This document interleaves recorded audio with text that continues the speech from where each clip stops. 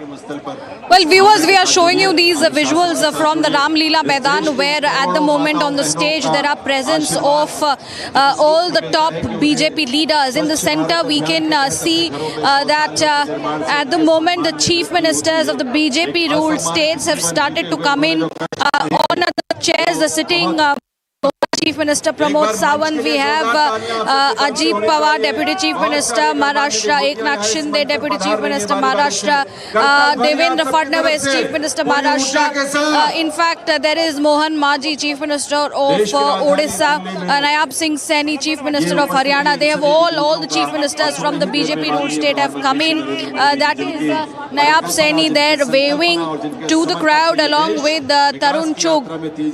In fact, there are union ministers also of the cabinet who are continuing to be in fact being on the stage. There is the presence of all the MPs of the Delhi of the BJP who are also present at the moment, and of course Chandrababu Naidu also there on the stage greeting the leaders. In fact, all the other MLAs who will be in fact taking oath will be taking oath. They have also arrived. They are at the moment sitting on the stage. Parvesh Verma, Ashish Sood, Manjinder Singh Sirsa, Ravinder Indraj Singh, Kapil Mishra and Pankaj Kumar. All of them are seated on the stage. In fact, we are getting to understand that the Defence Minister Rajnath Singh has also arrived. Shortly from now, Union Home Minister Amit Shah and Prime Minister Narendra Modi will also be coming in on the stage. There is wait for the Governor, the Lieutenant Governor V.K. Sinha, who will be in fact coming in shortly. It is in fact it is going to be a very significant oath-taking ceremony, as everybody has been looking up to the Chief Minister of the National Capital, Rekha Gupta, who will be Prime Minister. Then Rajnath Singh on the stage. We continue to show the visuals of Defence Minister Rajnath Singh, who has just arrived, and he is now waving to the crowd of the Karyakartas who continue to be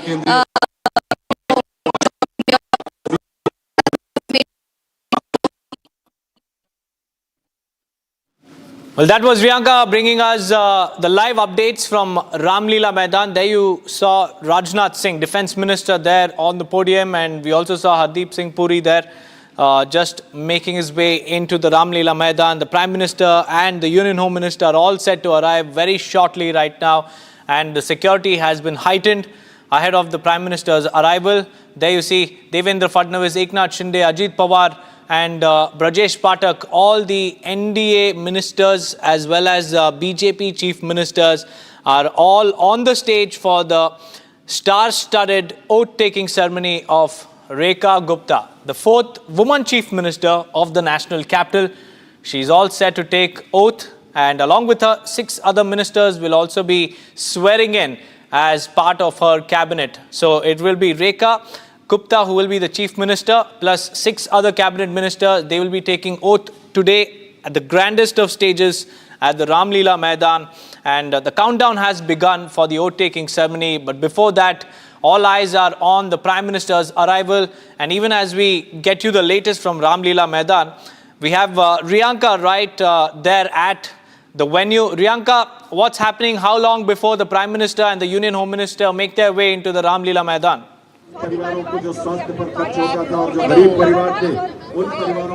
Well, as you can continue to see that leaders are one by one coming in. Most of them have already arrived. There is going to be arrival of the Chief Minister Designate and Ministers Designate, who will be in fact received by Chief Secretary and Additional Chief Secretary by 12:10.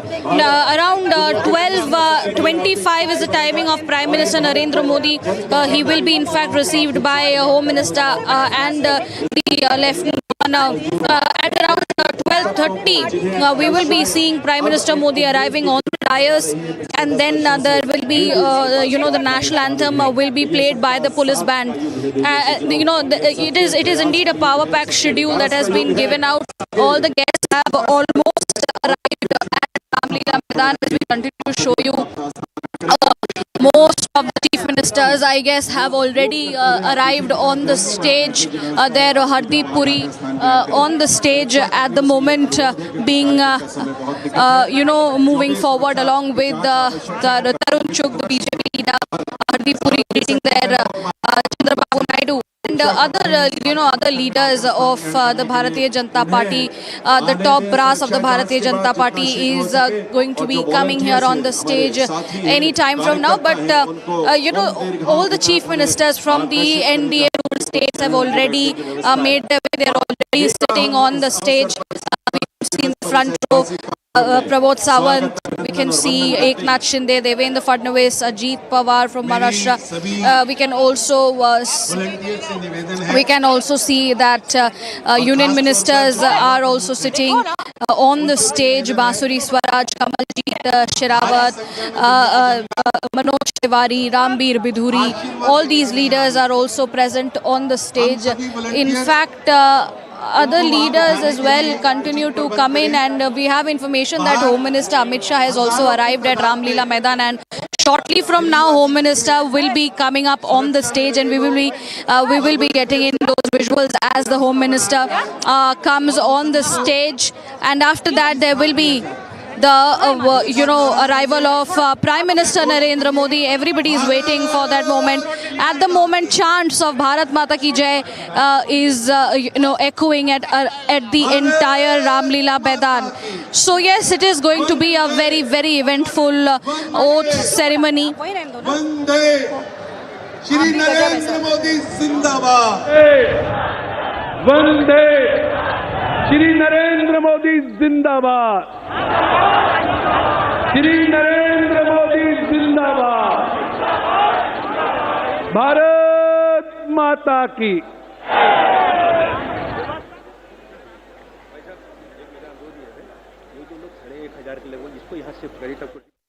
Yadav ji, Arvind Garel जी, दोनों से मेरा निवेदन है. Well, also there were invitations that were sent to Devendra Yadav of the Congress Party as well as Swati Maliwal. Okay, there is Home Minister Amit Shah and JP Nadda, the BJP president here. Of course, there is, the Home Minister waving towards the crowd, and JP Nadda, the BJP president, all waving towards the crowd, and also Chief Minister designate Rekha Gupta. Rekha Gupta has also arrived on the dais. Now the wait is for Prime Minister Narendra Modi and LG VK Saxena. We continue to get you all of these visuals from the ground, the minute-to-minute details. Also, on the other hand, all the ministers of the council of the Delhi cabinet have also been seated. They have been given their their responsibilities. On the other hand, इस अवसर पर एक बार जोरदार तालियां आप सबकी तरफ से पूरी ऊर्जा के साथ यहाँ उपस्थित हुए हैं. इस अवसर पर एक बार जोरदार तालियां आप सबकी तरफ से पूरी ऊर्जा के साथ. ये जोश और उल्लास का ये माहौल इसी रूप में रहे, और ये आज के लिए नहीं बल्कि आने वाले दिनों के लिए भी है, क्योंकि विकसित भारत में दिल्ली का विकास और दिल्ली की प्रगति जो है एक नए अध्याय की शुरुआत आज हो रही है. आज का दिन हम सब के लिए बहुत ऐतिहासिक है. देश भर ने जहां माननीय प्रधानमंत्री श्री नरेंद्र मोदी जी के नेतृत्व में विकास की योजनाओं का अनेक लाभ लिया है, आज देश की करोड़ों जनता, जिसमें हमारे अन्नदाता हैं, जिसमें हमारे युवा हैं, जिसमें हमारे देश के गरीब हैं, जिसमें हमारी माताएं बहनें हैं, उन सबको जो अनेक योजनाओं के माध्यम से उनके जीवन में जो बेहतरी और खुशहाली आई है, आज जिसकी प्रतीक्षा कई वर्षों से इस दिल्ली को थी, आज वो अवसर आ चुका है. क्योंकि इस देश में जब विकास की गति उड़ान भरती है तो इस देश में पिछले 10 वर्षों में हवाई अड्डों की संख्या 2 गुना से ज्यादा हो जाती है. ये संकल्प और ये उड़ान केंद्र माननीय प्रधानमंत्री महोदय के विजन का ही हिस्सा है। आप ये देखें कि पिछले 10 वर्षों में देश में रेल नेटवर्क में क्या बढ़ोतरी, 4 गुना से ज्यादा की बढ़ोतरी इस देश में रेलवे के नेटवर्क में हुई है। 390 विश्वविद्यालय जब खुलते हैं इस देश में तो इस देश के युवाओं को अपने भविष्य को लेकर वो आशान्वित होते हैं। एक विश्वास उनके अंदर जागता है कि आज जो व्यवस्था है उसमें उनको आगे बढ़ने का पूरा अवसर मिल रहा है। 7 नए IIM और जब IITs खुलती हैं तो हमारे अलग अलग विशेषज्ञता वाले क्षेत्रों के हमारे युवा अपने भविष्य के निर्माण करते हैं और फिर वे देश का भी निर्माण करने के लिए अपने कर्तव्य पथ पर आगे बढ़ते हैं। आज इस देश में एम्स की संख्या 3 गुनी तक बढ़ी है।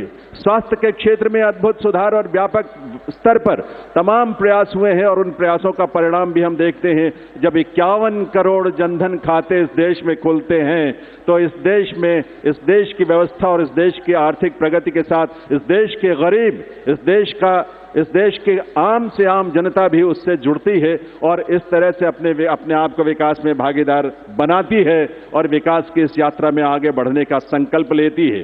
कुछ ही देर में यहाँ इस मंच पर माननीय प्रधानमंत्री महोदय का आगमन होगा। एक बार पुनः मैं आपसे ये निवेदन और आपको ये सूचना देना चाहूंगा कि जब माननीय प्रधानमंत्री महोदय का इस मंच पर आगमन होगा उसके बाद हम सब उस समय खड़े होंगे उनके स्वागत अभिनंदन में और उसी के साथ राष्ट्रगान भी होगा। राष्ट्रगान में हम सब लोग अपने अपने स्थान पर ही खड़े रहेंगे और उसके बाद शपथ ग्रहण समारोह आरंभ होगा।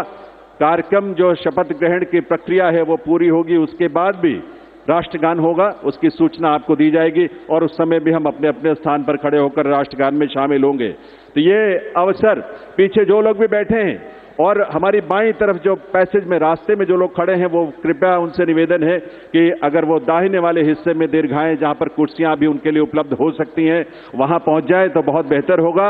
आप सभी मिलकर, एक बार मिलकर हम अपना उद्घोष करेंगे, भारत माता की, और ऊर्जा के साथ आवाज गूंजनी चाहिए, देश दुनिया तक में जानी चाहिए। भारत माता की, भारत माता की, वंदे वंदे वंदे। यही ऊर्जा विकसित भारत का आधार और उसकी प्रेरणा बनेगा। आप सबका पुनः स्वागत, अभिनंदन और वंदन है। सांस्कृतिक मंच से स्वर लहरियों की गूंज आप तक पहुंचे, सिर्फ थोड़ा सा समय है और उसके बाद माननीय प्रधानमंत्री महोदय के आगमन के साथ ही शपथ ग्रहण समारोह यहां मुख्य मंच पर आरंभ होगा।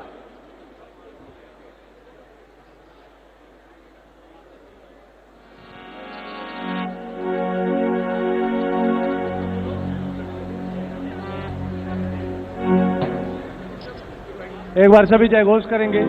भारत माता की जय Shri Ram.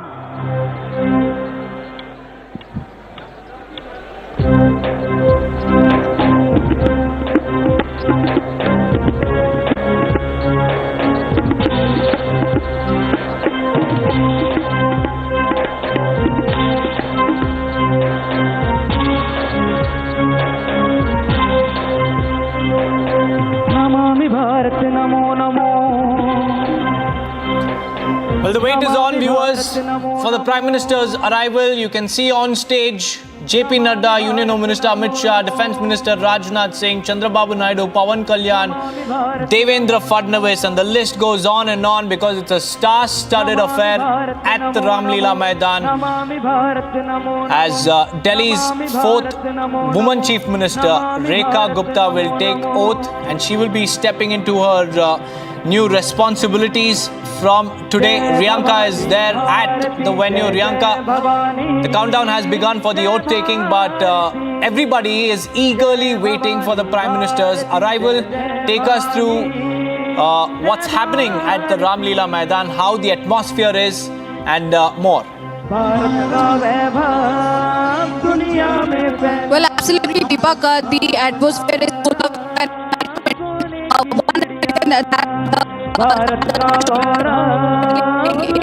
Chief Minister from the side of the BJP after 27 years. On the other hand, the excitement is for the Prime Minister to come in on the stage. The wait is for the Prime Minister as well as for the LP who will be administering.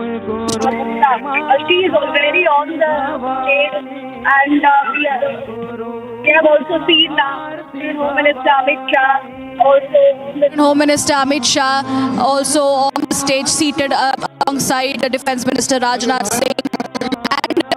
And Prime Minister बोले भारत माता की। Okay, looks like Prime Minister Modi is almost there. He is going to be arriving on the stage. All the leaders have और ऊर्जा के the oath taking ceremony will begin. Look, all the top leadership of the Bharatiya Janata Party have already arrived, and it's दुनिया के सबसे लोकप्रिय नेता, हम सबके प्रेरणा स्रोत, इस देश के यशस्वी प्रधानमंत्री श्री नरेंद्र मोदी जी का शुभागमन इस मंच पर होने जा रहा है। ये अवसर ऐतिहासिक है। स्वर्णिम भारत के लिए एक नए युग की शुरुआत देश की राजधानी दिल्ली में हो रही है, और ऐसे अवसर पर माननीय प्रधानमंत्री श्री नरेंद्र मोदी जी का शुभागमन इस मंच पर हो रहा है। करतल ध्वनि आप सबकी तरफ से ऊर्जा के साथ।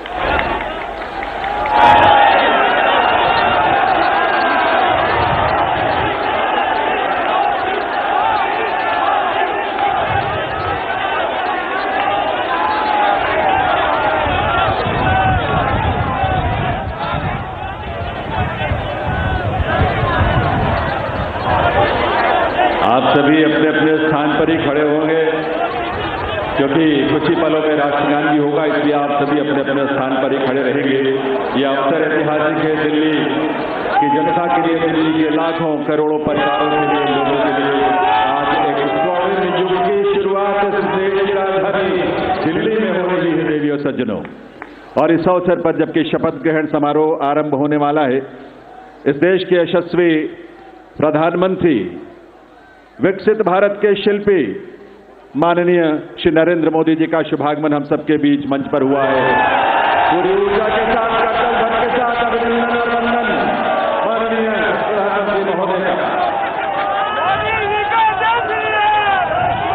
और आप सबसे निवेदन है कि आप सभी अपने अपने स्थान पर खड़े रहेंगे, क्योंकि अब समय है कुछ ही पलों में। और इस अवसर पर इस मंच की बाईं तरफ विशेष मंच, जहां संतगण की गरिमामयी उपस्थिति है, उनका भी अभिनंदन वंदन माननीय प्रधानमंत्री महोदय की ओर से।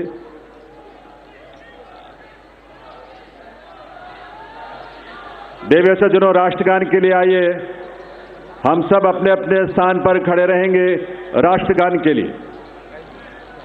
अभी थोड़ा सा वक्त है, और उस वक्त तक, उस समय पर ही हम राष्ट्रगान की शुरुआत करेंगे, कार्यक्रम की शुरुआत होगी। लेकिन ये ऊर्जा और ये उल्लास आप सबका बना रहना चाहिए। वंदे वंदे वंदे भारत माता की, भारत माता की, भारत माता की। ये घोष, ये उद्घोष सिर्फ देश नहीं, सिर्फ दिल्ली नहीं, बल्कि पूरी दुनिया आज इसका साक्षी बन रही है। और आप सब जो यहाँ बैठे हैं इसका साक्षी बन रहे हैं, और आपके माध्यम से और तमाम अलग अलग प्लेटफॉर्म्स पर देश और दुनिया भर के लोग दिल्ली में इस नए इतिहास, स्वर्णिम युग की शुरुआत का साक्षी बन रहे हैं। ईश्वर की असीम कृपा से आज दिल्ली एक नए इतिहास और स्वर्णिम इतिहास की रचना के लिए आगे बढ़ रही है देवियों सज्जनों। और इसमें इस देश के और इस दिल्ली के तमाम हमारे लाखों युवा, महिलाएं, अन्नदाता, किसान, गरीब, मजदूर सभी शामिल हैं, और यह अवसर हम सब के लिए बहुत विशेष है।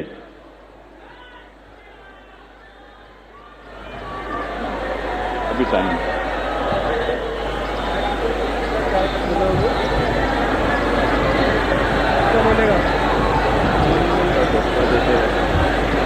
जब इस देश के करोड़ों परिवारों में जब उज्ज्वला योजना के माध्यम से गैस का कनेक्शन पहुंचता है तो हमारी माताओं बहनों के जीवन में जो खुशी और उल्लास की किरण नजर आती है और भविष्य को लेकर एक सपना जो जागता है वो बड़ा अद्भुत है। जब इस देश में सैकड़ों की संख्या में जब हमारे विश्वविद्यालय खुलते हैं, लगभग 400 की संख्या में पिछले 10 वर्षों में विश्वविद्यालय खुले, IIM और IITs खुले, इस तरह के शिक्षण संस्थानों के माध्यम से इस देश के युवाओं में अपने भविष्य को लेकर एक उम्मीद नजर आती है, एक विश्वास, वो विश्वास जो संकल्प है माननीय प्रधानमंत्री महोदय का, सबका साथ, सबका विकास, सबका प्रयास और सबका विश्वास।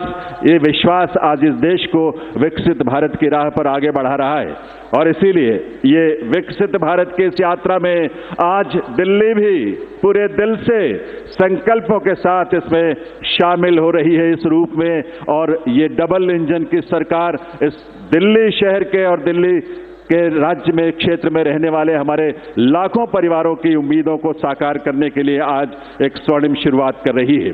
तो आइए इस कार्यक्रम की शुरुआत में आप सभी से निवेदन, हम सब अपने अपने स्थान पर खड़े रहते हुए राष्ट्रगान में शामिल हों।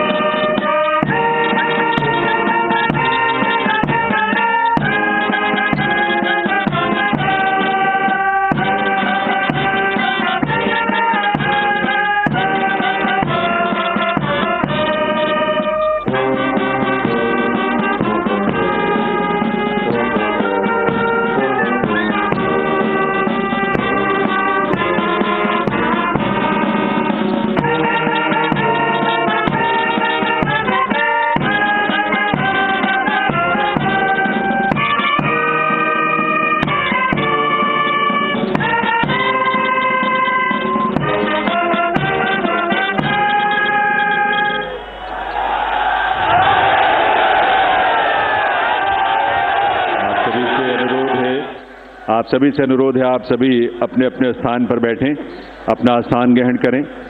और अब मैं अनुरोध करूंगा राष्ट्रीय राजधानी क्षेत्र दिल्ली सरकार के मुख्य सचिव श्री धर्मेंद्र कुमार जी से शपथ ग्रहण की कार्रवाई आरंभ करने के लिए। नमस्कार, मैं माननीय उपराज्यपाल महोदय से अनुरोध करता हूं कि वह मुझे शपथ ग्रहण समारोह को आरंभ करने की अनुमति प्रदान करें।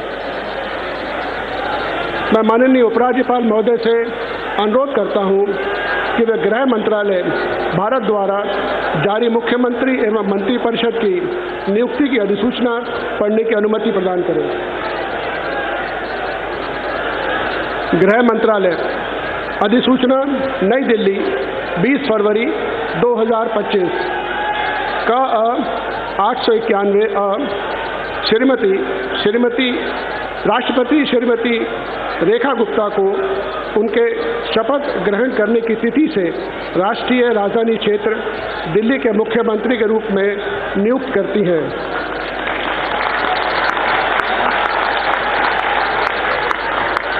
हस्ताक्षर प्रवीण कुमार राय, संयुक्त सचिव। अधिसूचना नई दिल्ली 20 फरवरी 2025 का 892 राष्ट्रपति मुख्यमंत्री की सलाह पर निम्नलिखित को राष्ट्रीय राजधानी क्षेत्र में अपने पदों के शपथ लेने की तिथि से मंत्री के रूप में नियुक्त करती हैं। 1 श्री परवेश सिंह, 2 श्री आशीष सूद, 3 श्री मनजिंदर सिंह सिरसा, 4 श्री रविंद्र इंद्राज सिंह, 5 श्री कपिल मिश्रा, 6 श्री पंकज कुमार सिंह। हस्ताक्षर प्रवीण कुमार राय, संयुक्त सचिव। अब मैं माननीय उपराज्यपाल महोदय से श्रीमती रेखा गुप्ता को मुख्यमंत्री पद की शपथ ग्रहण कराने का अनुरोध करता हूं।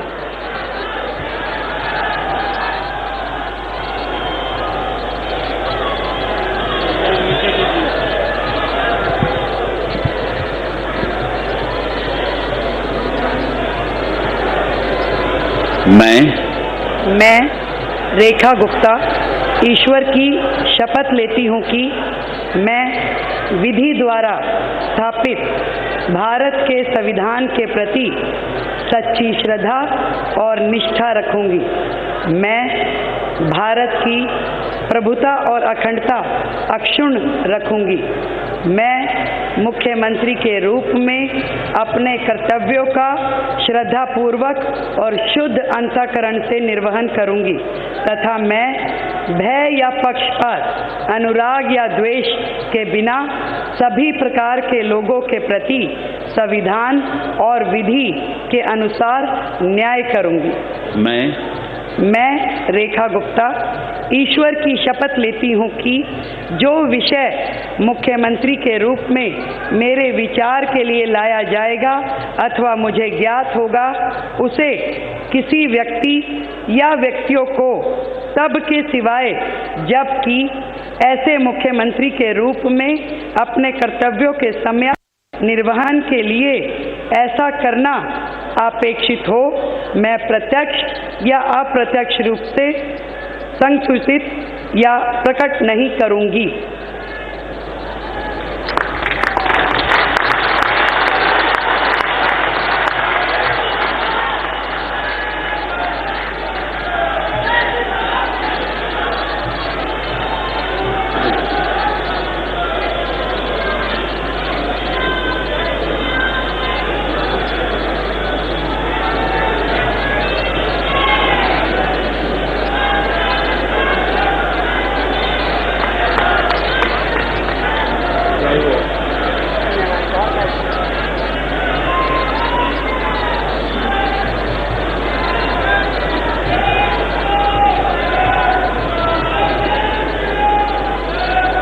अब मैं माननीय उपराज्यपाल महोदय से मंत्रिपरिषद के सदस्यों के मंत्री पद की शपथ दिलाने का अनुरोध करता हूं।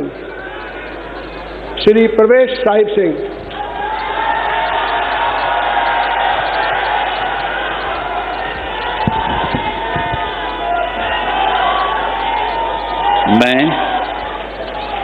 मैं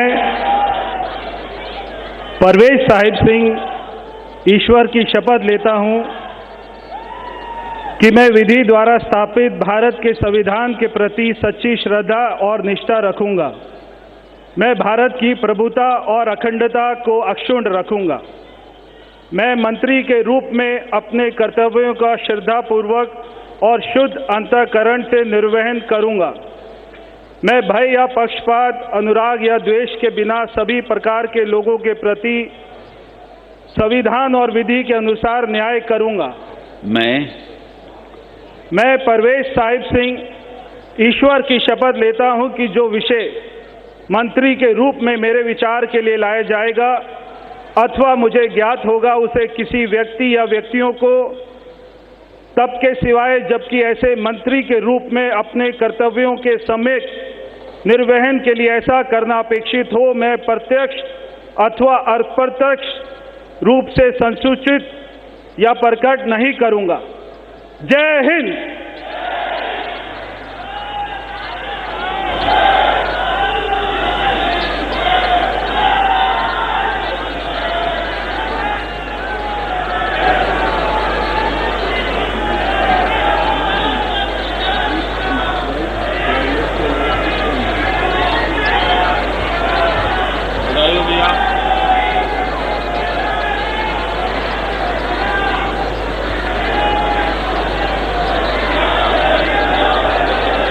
श्री आशीष सूद।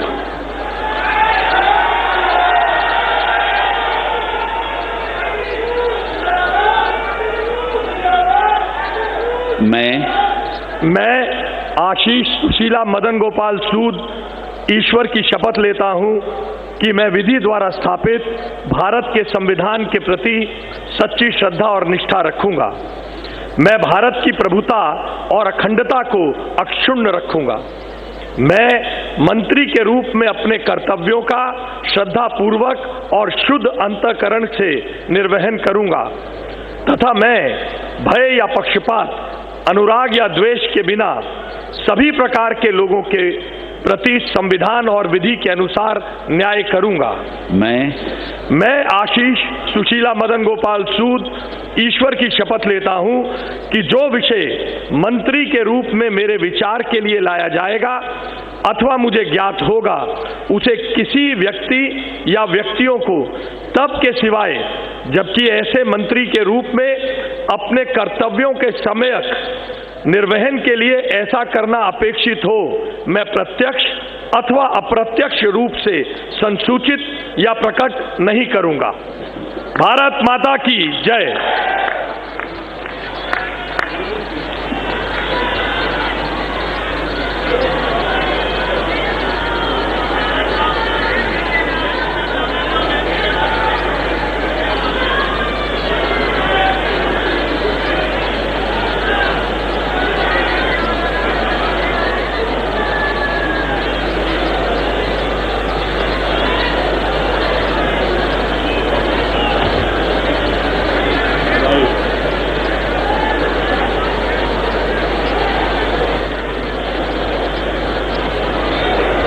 श्री मजिंदर सिंह सिरसा।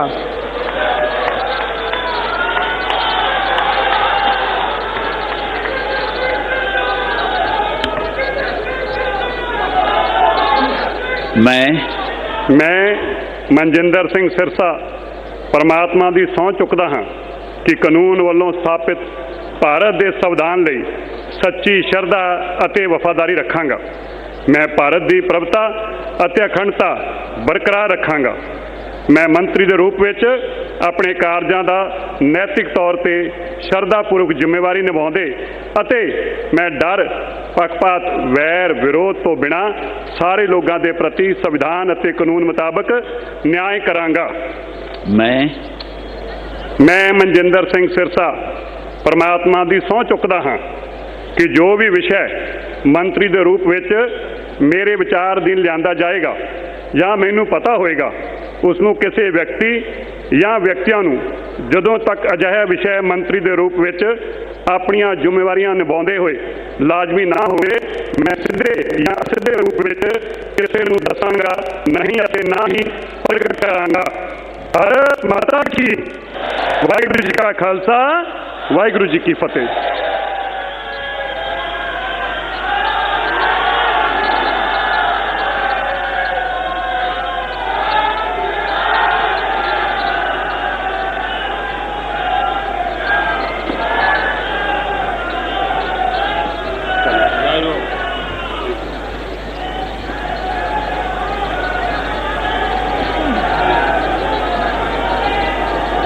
श्री रविंद्र इंद्राज सिंह।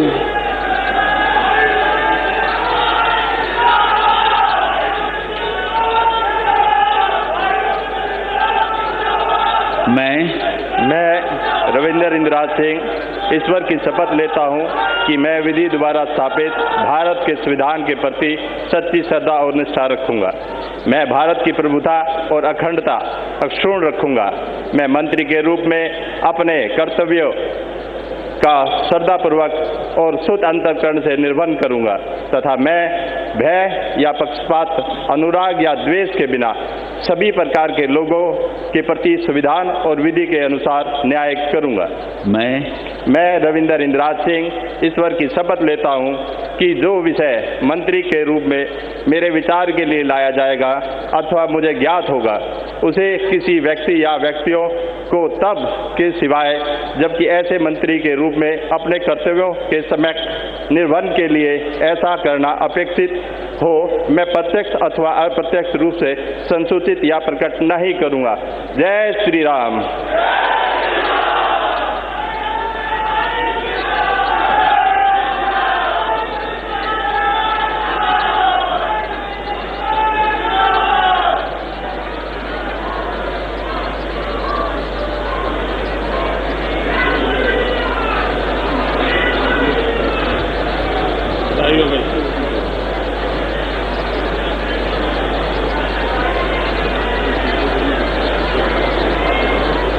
श्री कपिल मिश्रा।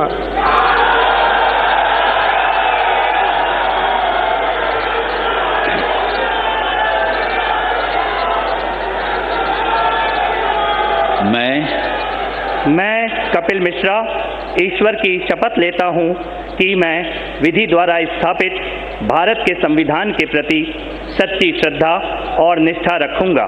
मैं भारत की प्रभुता और अखंडता अक्षुण्ण रखूँगा। मैं मंत्री के रूप में अपने कर्तव्यों का श्रद्धापूर्वक और शुद्ध अंतःकरण से निर्वहन करूँगा तथा मैं भय या पक्षपात, अनुराग या द्वेष के बिना सभी प्रकार के लोगों के प्रति संविधान और विधि के अनुसार न्याय करूँगा। मैं कपिल मिश्रा ईश्वर की शपथ लेता हूँ कि जो विषय मंत्री के रूप में मेरे विचार के लिए लाया जाएगा अथवा मुझे ज्ञात होगा उसे किसी व्यक्ति या व्यक्तियों को तब के सिवाय जबकि ऐसे मंत्री के रूप में अपने कर्तव्यों के सम्यक निर्वहन के लिए ऐसा करना अपेक्षित हो मैं प्रत्यक्ष अथवा अप्रत्यक्ष रूप से संसूचित या प्रकट नहीं करूँगा।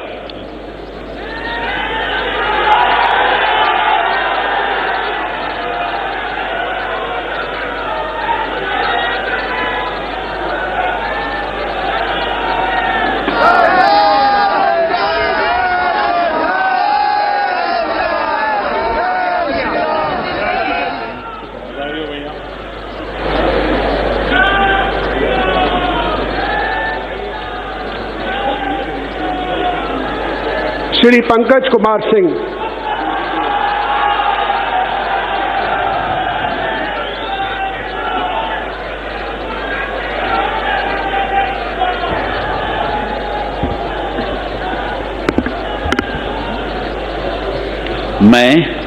मैं डॉक्टर पंकज सिंह ईश्वर की शपथ लेता हूँ मैं विधि द्वारा स्थापित भारत के संविधान के प्रति सच्ची श्रद्धा और निष्ठा रखूँगा।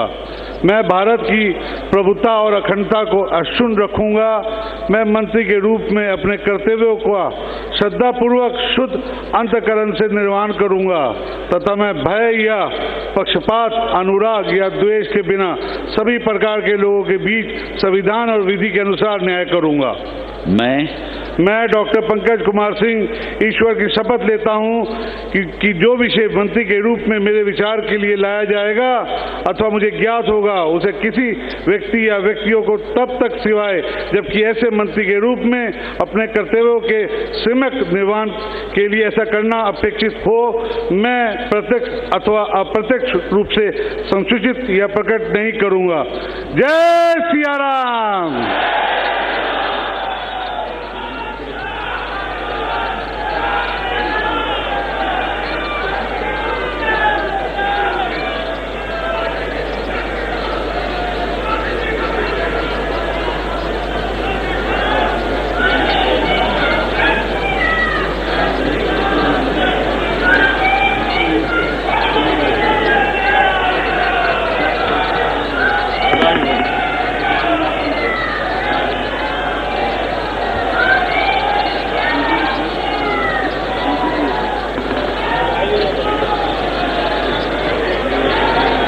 अब मैं माननीय उपराज्यपाल महोदय से समारोह के समापन की अनुमति चाहता हूं।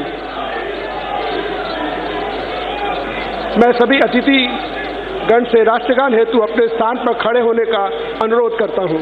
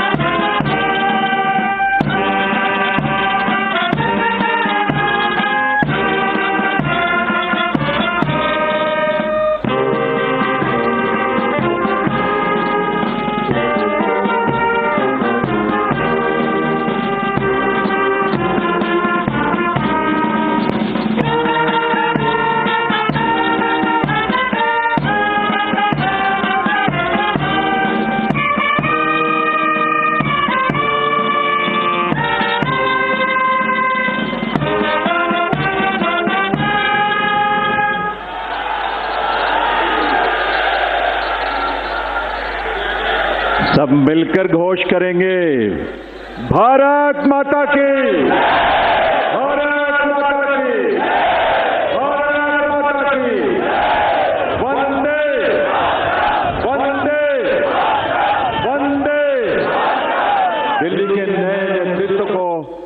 और नए मंत्रियों को आप सबके करतल ध्वनि के साथ ये नया दायित्व जिसकी आज शुरुआत होने जा रही है, आप सबके विश्वास के साथ, आप सबके सहयोग के साथ अपना आशीर्वाद जरूर दीजिए, करतल ध्वनि के साथ अपनी शुभकामनाएं दीजिए। ये दिल्ली उन दिल वालों के जिन्होंने आज का दिन हमें दिखाया है और आज के दिन से एक नई यात्रा वो शुरू हो रही है जो इस देश के यानी विकसित भारत की यात्रा में उसके केंद्र में एक महत्वपूर्ण भूमिका देश की राजधानी के रूप में दिल्ली निभाने के लिए तैयार भी है, तत्पर भी है और आप सबकी ऊर्जा, आपके संकल्पों को इसी रूप में साकार होने का अवसर मिलेगा। एक बार करतल ध्वनि के साथ आभार माननीय प्रधानमंत्री महोदय का, आप सबके करतल ध्वनि के साथ बहुत बहुत आभार माननीय श्री नरेंद्र मोदी जी का, उनकी गरिमामयी उपस्थिति के लिए, उनके नेतृत्व के लिए, उनके उस विजन के लिए जो आज विकसित भारत के रूप में साकार हो रहा है। इसके साथ ही इस मंच पर गरिमामयी उपस्थिति माननीय केंद्रीय गृह एवं सहकारिता मंत्री आदरणीय श्री अमित शाह जी, माननीय केंद्रीय रक्षा मंत्री राजनाथ सिंह जी एवं अन्य सभी मंत्रीगण का बहुत बहुत आभार। आभार के लिए आपकी तालियों की दरकार है, आपकी तालियों की गूंज यहां तक आनी चाहिए। इस मंच पर आज इस कार्यक्रम में विभिन्न राज्यों के बहुत ही गरिमामयी उपस्थिति जिनकी रही, माननीय मुख्यमंत्रीगण, उप मुख्यमंत्रीगण, माननीय मंत्रीगण जिन्होंने अलग अलग राज्यों का प्रतिनिधित्व किया, हमारे माननीय सांसद और विधायकगण, अलग अलग क्षेत्रों की वो तमाम विभूतियां और उसके साथ साथ बाई मंच पर जो संत गणों की गरिमामयी उपस्थिति रही है, जिनका आशीर्वाद हम सबको मिलता है, आज भी मिल रहा है, उनका भी बहुत बहुत आभार, उनका भी बहुत बहुत अभिनंदन। आज के इस आयोजन के माध्यम से दिल्ली की नए युग की स्वर्णिम युग का ये दिन जो हम सब आतुरता से जिसकी प्रतीक्षा कर रहे थे, उसकी शुरुआत इस रूप में हुई है आप सबकी गरिमामयी उपस्थिति में। तो आप सब Well, that was the oath-taking ceremony of Rekha Gupta. Going across to my colleague Riyanka, joining us live from Ramlila Maidan. Riyanka, the oath-taking is done. 6 ministers along with Rekha Gupta have also been sworn in. And their next, or rather the first priority is to visit Yamuna Ghat. Well, of course, we have in fact witnessed that significant of a grand oath-taking ceremony now culminating with Rekha Sharma taking oath as the Chief Minister of Delhi alongside Parvesh Verma, Ravinder Singh, Kapil Sirsa, Ravinder Singh, Kapil Mishra and Pankaj Kumari. The leaders have now slowly moved out of the stage. And the next step, as we know from our sources, that this a new cabinet under the leadership of Rekha Gupta as the Chief Minister will be first moving to the Yamuna. They will take note of the situation there, because remember, cleaning of Yamuna was one of the biggest pulse of the ground that we had gotten during the elections, during the polling day. People wanted to clean Yamuna. In fact, Kejriwal had promised the people for the last 10 years that clean Yamuna is something that needs to be given out. But this is BJP's topmost agenda. As the Council of Ministers, as the Delhi cabinet has been now formed, it is going to be the first agenda of the day of first agenda of the Delhi. Note of the entire situation. They will be talking out plans how to clean the Yamuna and of course other subjects of work that will be followed by that. But for now, it was indeed a grand oath-taking ceremony which had the presence of Prime Minister Modi, Union Home Minister Amit Shah, Defence Minister Rajnath Singh, and all the Union Cabinet Ministers, in fact the Chief Ministers of the India rules. Grand event which is now culminated, and slowly all of the leaders have proceeded towards the exit gate, and so is the crowd slowly moving towards the exit gate. So now the new Delhi government has formed, and it is going to be on to make Delhi a better place and make India a developed nation.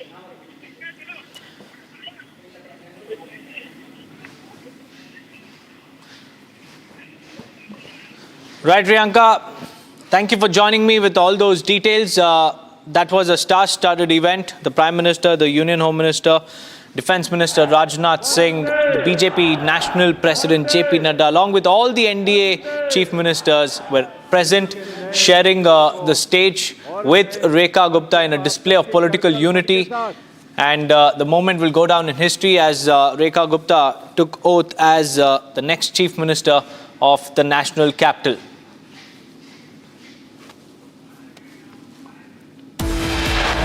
With that, viewers, it's time for a quick break. On the other side, we'll tell you what's on agenda for the Chief Minister after taking oath. Stay tuned.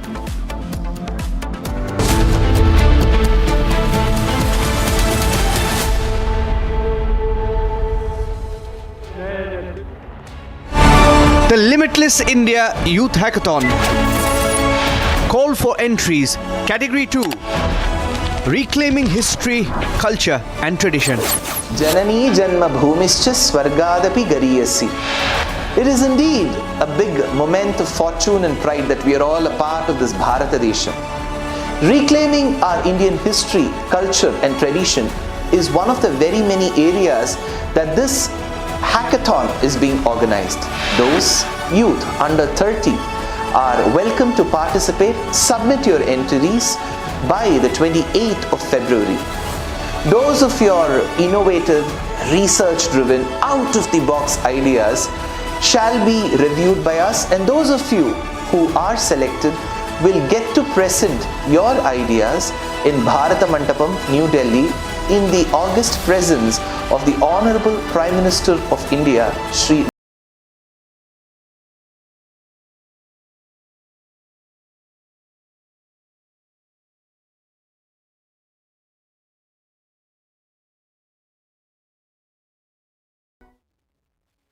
इसको घर पे लगाओगे तो शादी का तो पता नहीं, पर घर पक्का नहीं टूटेगा। रुंगटा नहीं तो घर स्ट्रॉन्ग नहीं। रुंगटा स्टील TMT बार एकदम सॉलिड। पहाड़ों में एक हाइकिंग स्टिक भी बन सकती है। Amity has been ranked India's #1 private university in the recently released Education World Rankings. A testimony to Amity's globally benchmarked standards in education.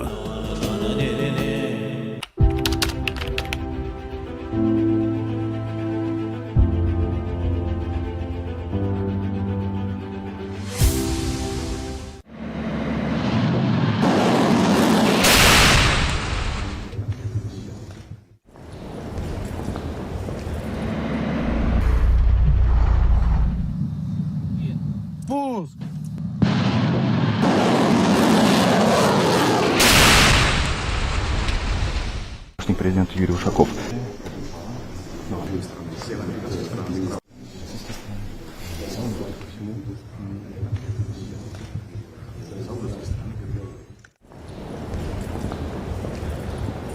And I've been saying that we're going to do split here between these two parties as the former president is speaking now.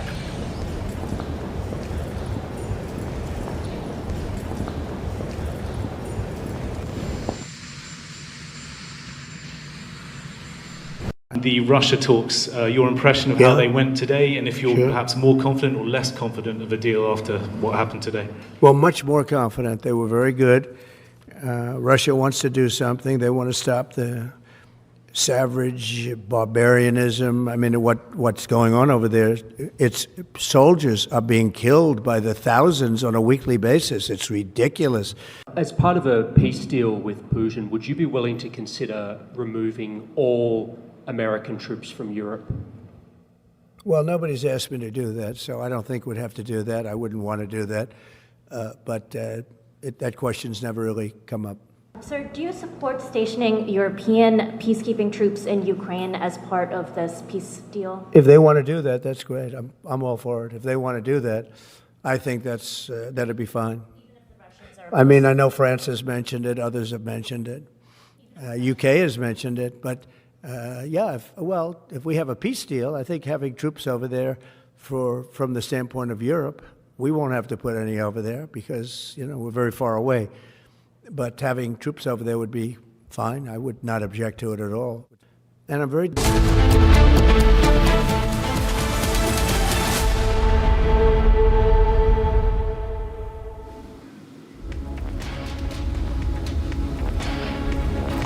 US President Donald Trump has reacted to $21 million aid. Speaking in Florida, Trump said, "Why do we need to spend $21 million on voter turnout in India?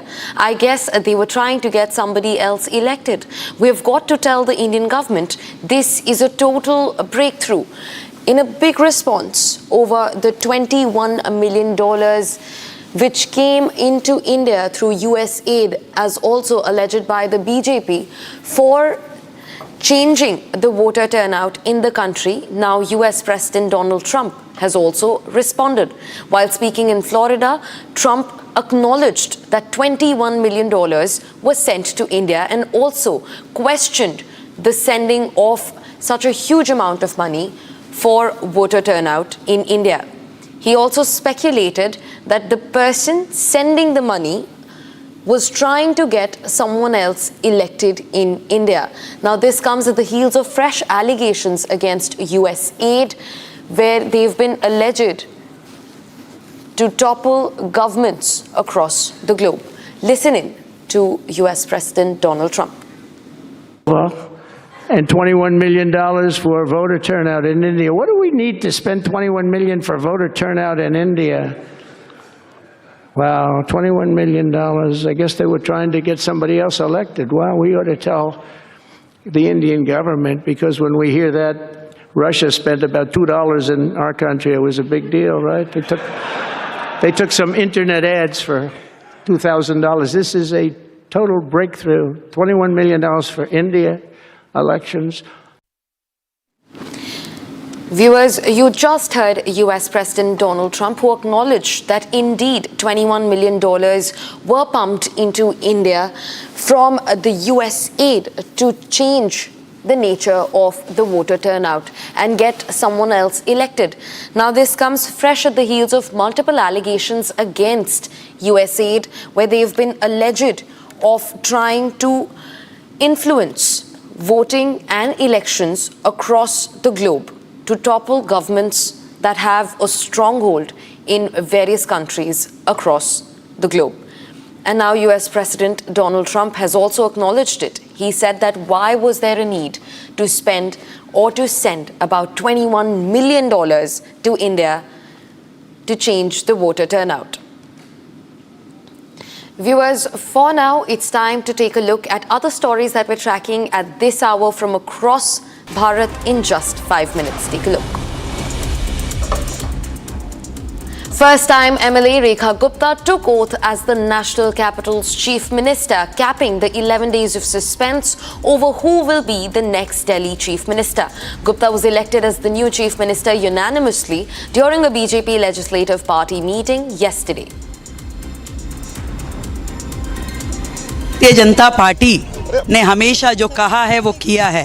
संगठन में बहनों को आगे रखना, हर जगह जहाँ पे भी चुनाव हुआ उनको मौके देना, राज्यसभा से लेकर के निगम तक हर जगह बहनों को अधिकारी बनाना। और आज एक बड़ी मिसाल मुझे दिल्ली राज्य की मुख्यमंत्री के रूप में कार्यभार देने पे मैं आदरणीय प्रधानमंत्री जी का धन्यवाद करती हूँ। मोदी जी के नेतृत्व में सरकार काम करेगी और निश्चित रूप में जितने भी वायदे हैं वो पूरे किए जाएंगे।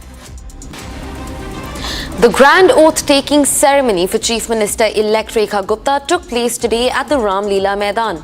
The swearing-in ceremony was attended by top leaders and dignitaries from across the country.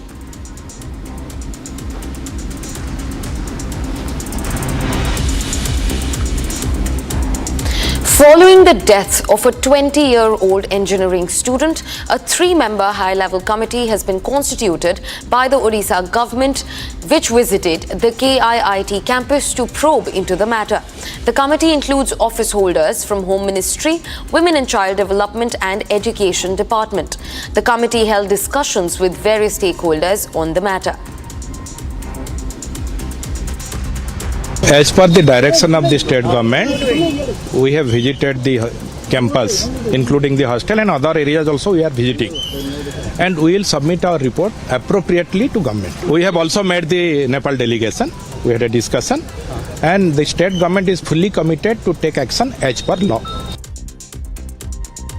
The National Investigation Agency, along with the assistance of the local police, have arrested 3 more accused linked to the Visakhapatnam espionage case. The accused were allegedly sharing sensitive information with the terror organization ISIS. The accused have since been detained, bringing the total arrest count to 8 as further investigation continues. Following the state government's decision to reduce working hours for Muslim forces during Ramadan, Telangana Minister Poonam Prabhakar defended the special provisions, citing that they have existed for the past 25 years now. A row erupted over the decision as the minister criticized the BJP for politicizing the move, while BJP hit back at Telangana and Andhra Pradesh governments for appeasement politics.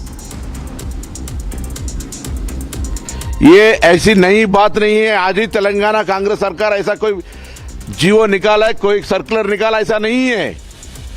ये महीना रमजान का महीने में हर साल में जब United states में भी, यूनाइटेड तेलंगाना आंध्र प्रदेश में भी होता था, अभी भी आंध्र प्रदेश में हमारा से पहले जीवो निकाला है।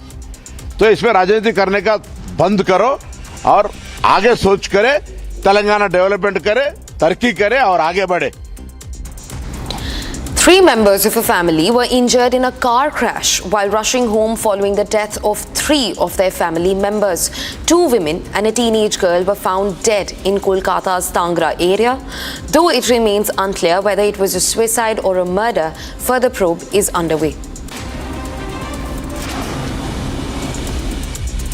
ये अभी कहना मुश्किल है जब तक पोस्टमार्टम की रिपोर्ट नहीं मिल जाती कि मर्डर है कि सुसाइड है या दोनों का कुछ मिक्सअप है, क्या है exactly postmortem report and further यदि विसरा का जांच कराना पड़ेगा तो विसरा की जांच और पोस्टमार्टम रिपोर्ट के बाद ही पता चलेगा एग्जैक्टली क्या हुआ। हम लोग पुलिस जो है हर एंगल से उसको देख रही है, फाइनेंशियल एस्पेक्ट प्लस और कोई यदि कोई डिस्प्यूट है या कोई और कारण है वो सब वेरीफाई करके देखा जा रहा है। तो इसलिए Viewers, getting in some fresh breaking news where Hamas is releasing the bodies of 4 hostages in a while. It includes a 9-month-old baby, a 4-year-old child, and an 83-year-old man and a 32-year-old woman. Red Cross vehicles have arrived at the Gaza Strip, where Hamas is to hand over the remains of the 4 Israeli hostages. These are the live visuals on your screens. A sea of people and multiple vehicles, Red Cross vehicles that have arrived at the Gaza Strip, where Hamas is to hand over the bodies of 4 hostages who died while in captivity for over 477 days in the Gaza Strip at the hands of the militant group Hamas. This includes a 9-month-old baby's body, a 4-year-old child, a 32-year-old woman, and also an 83-year-old man. This comes as the truce deal between Israel and Hamas has reached its 5th stage. And earlier, hostages were also released by Hamas, while Palestinian prisoners were released from the side of Israel. And today, in just moments from now, Hamas will be releasing the bodies of 4 Israeli hostages. Red Cross vehicles have arrived at the Gaza Strip at the location in West Bank where the exchange is supposed to happen. Hamas will hand over the dead bodies of the 4 hostages who've been in captivity for over 477 days now and died in Hamas's captivity at the Gaza Strip. This is a continuation of what unfolded on the 7th of October in 2023. These are the live visuals on your screens.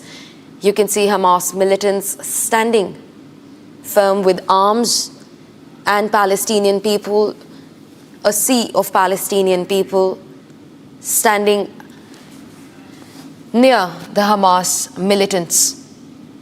In fact, vehicles of the Red Cross have also arrived at the Gaza Strip, and just in moments from now, Hamas will be releasing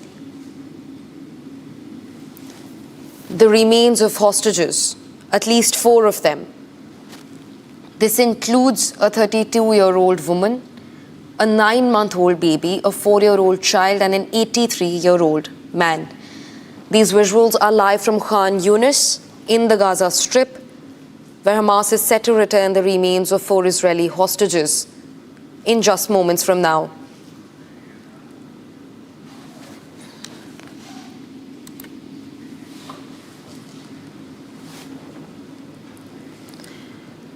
We're also being joined by Ariela Rosenthal, who is the head of International Relations, Ashdod Municipality, to get us more details onto the release that we're eyeing onto our screens. Ariela, thank you for speaking to Republic.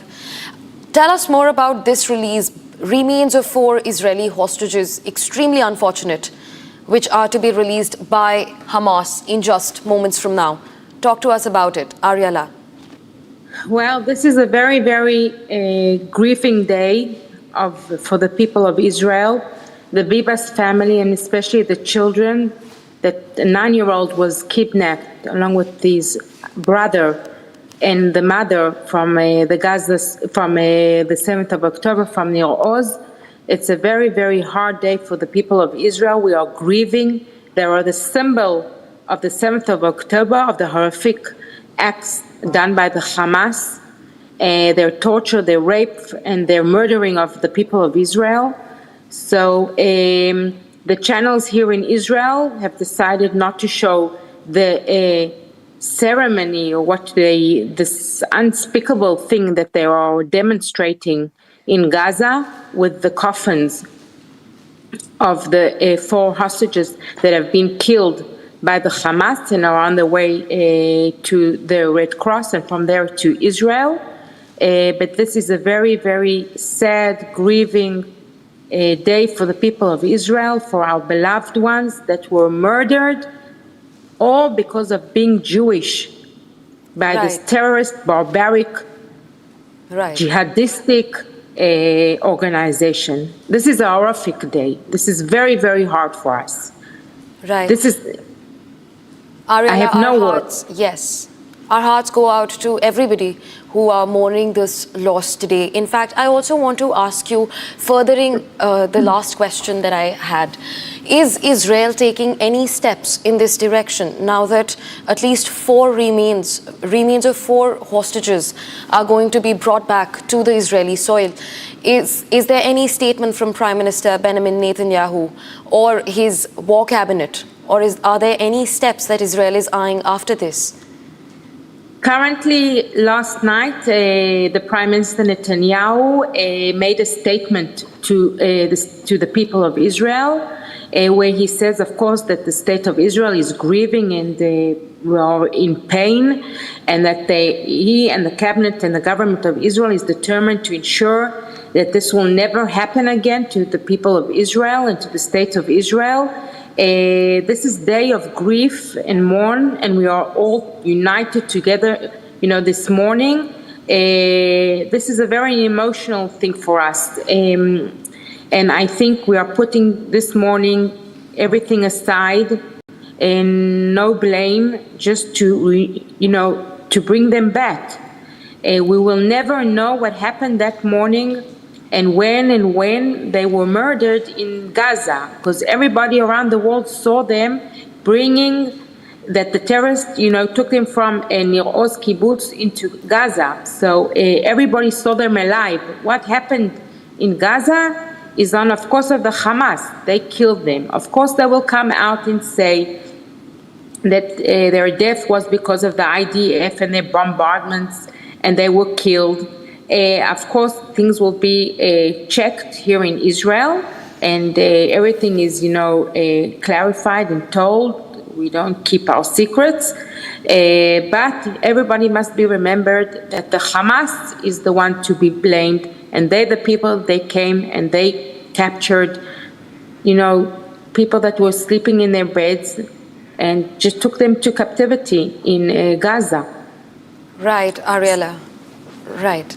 In fact, looking forward, what are we eyeing at in terms of the truce deal or the exchange deal for hostages to be continuing? It's already in the 5th phase, we know that. But looking forward, are we eyeing at a continued truce deal between Israel and Hamas? I think there will be a continuation in the truce. On Saturday, another 6 of the hostages that is actually, finishing the first phase of the truce. I know that now, along with the government, with Trump administration and Qatar and Egypt, are trying to see how we can actually continue the first phase in order for the other hostages to be released.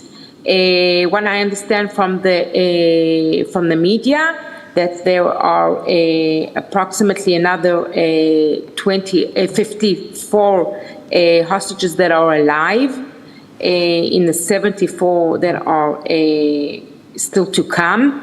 So we have a long way, and every hostages must return to Israel. People must understand that we favor life and we honor our death, and we will never, never leave them in Gaza. Never, no more what. Right. Otherwise, we cherish life, and the Judaism understands that even the families must bring back their dead, so they will have where they can go to mourn on a tomb in the cemetery. We want to bury them. Yes. Ariella, just hold your thought there just for a moment. Viewers, these are the live visuals on your screens where coffins that are carrying the remains of the 4 hostages are being transported and are being carried till the Red Cross vehicles that are waiting in Khan Yunis in the Gaza Strip. Live visuals on your screens. Unfortunate that 4 remains of 4 hostages are today being returned to the Israeli soil from Hamas militants. Now, these 4 hostages died while in captivity in Gaza of the Hamas militants. This includes a 9-month-old baby, a 4-year-old child, a 32-year-old woman who is also a mother of 2, and an 83-year-old man. Live visuals on your screens from Khan Yunis in Gaza. The flag that you can see fluttering is of the Red Cross. The vehicles are of the Red Cross, where coffins are now being taken with the remains of 4 hostages. Being joined by our senior editor, Niranjan Narayanaswamy, to talk to us about the ongoing deal. These are live pictures coming in right now, and this is a very, very critical moment in the relationship, between both Israel and America, and the way Trump has intervened. These are live pictures coming in. Let me first speak over the pictures. These are Red Cross officials who are at Gaza Strip, and this is at the Khan Yunis, where the live pictures are coming in from, where the Hamas is returning the remains of 4 Israeli hostages.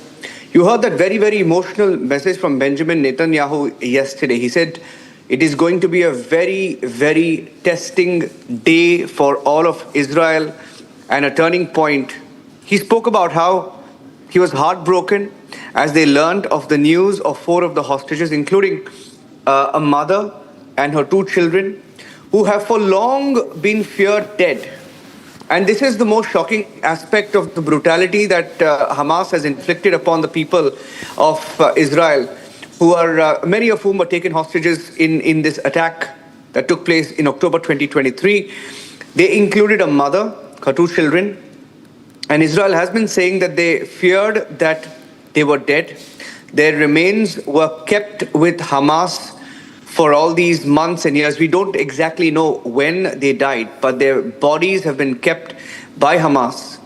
And the remains are being released as we speak. Those are Hamas terrorists holding guns and banners. A few days back, when 4 hostages were released, we saw those pictures of Hamas releasing the Israeli hostages with a sand timer in their hand, sending out a message. The time is running out now. All of this is happening, of course, after Trump's intervention. Trump had given a deadline. 4 hostages were released, but now it appears that Hamas is also releasing 6 more on Saturday. 6 hostages who are alive on Saturday. And today, the remains of the 4 hostages are being handed over to Israel. Let me tell you a little bit about the remains of those who are being handed over, or the remains of the hostages who are being handed over. One of them is Shiri Bibas. Shiri Bibas, a mother, her two children, Ariel and Kafir. Kafir was the youngest captive taken that day. He was the youngest captive, and Hamas had said that all three were killed in an Israeli airstrike early in the war. They hadn't put a date to it. The terrorist group also today releasing the body of Oded Lifshitz, who was 83 years old when he was abducted. So look at the brutality of Hamas. You have young children, Kafir, a young toddler who was taken hostage, an 83-year-old also taken hostage called Oded Lifshitz. And yesterday, that message from Benjamin Netanyahu, there's a video that he put out yesterday addressing his country and the world, saying that the heart of an entire nation breaks. That's what Benjamin Netanyahu said while anticipating and waiting for this poignant moment in the war, as we see perhaps what we hope are the last stages. Look at that. Video journalists of the terror group bringing over, look at that. That's the remains being brought in the coffin and held by 4 Hamas terrorists who have their face covered. Hamas cowards covering their face as they hand over the remains of the 4 hostages, including an 83-year-old. That's another coffin that's just been handed over to the Red Cross, as it will now carry all the 4 Israeli hostages, or what remains of them, and hand it over to their family. A very, very heartbreaking moment for all of Israel. We've been seeing the kind of responses that are coming in from Israel, including from their prime minister, ministers, leading voices, all in anticipation of this moment, have been talking about how difficult this particular moment is to get those hostages back in a box. And these are remains that are being returned. The Red Cross in that SUV that you see there, placing the coffins, and those white, you see the white barriers there, just kept there as the remains were being placed into that SUV, which will now be moved from Gaza into Israel and officially handed over to the Israeli authorities. These are live pictures coming in, ladies and gentlemen. Israel so far celebrated the return of 24 living hostages in the last few weeks in what has been a very, very shaky ceasefire that paused over 15 months of war. But this handover today, what is happening right now in front of your screens, this is a grim reminder of what has happened since October 2023. A reminder of those who died in captivity. Died or killed, we don't know. But Hamas terrorists claim that they were killed in an Israeli airstrike. Of course, nobody believes that. Nobody believes that they could have been killed in an airstrike, because Hamas, has been using these hostages as human shields in all these years, in all these months, since the war began in October 2023. That's the Hamas version. You see another SUV there, a white SUV of belonging to the Red Cross. Back up and wait for more remains of the hostages to be brought closer.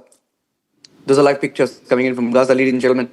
As you see, Hamas terrorists waving those banners and green flags, hand over the remains of the 4 Israeli hostages. Once again, the names of these hostages. I'm repeating the names. Remember the names. Ariel and Kafir, 2 children. Ariel and Kafir, 2 children, and their mother, Shiri Bibas, killed by Hamas, killed in Hamas custody.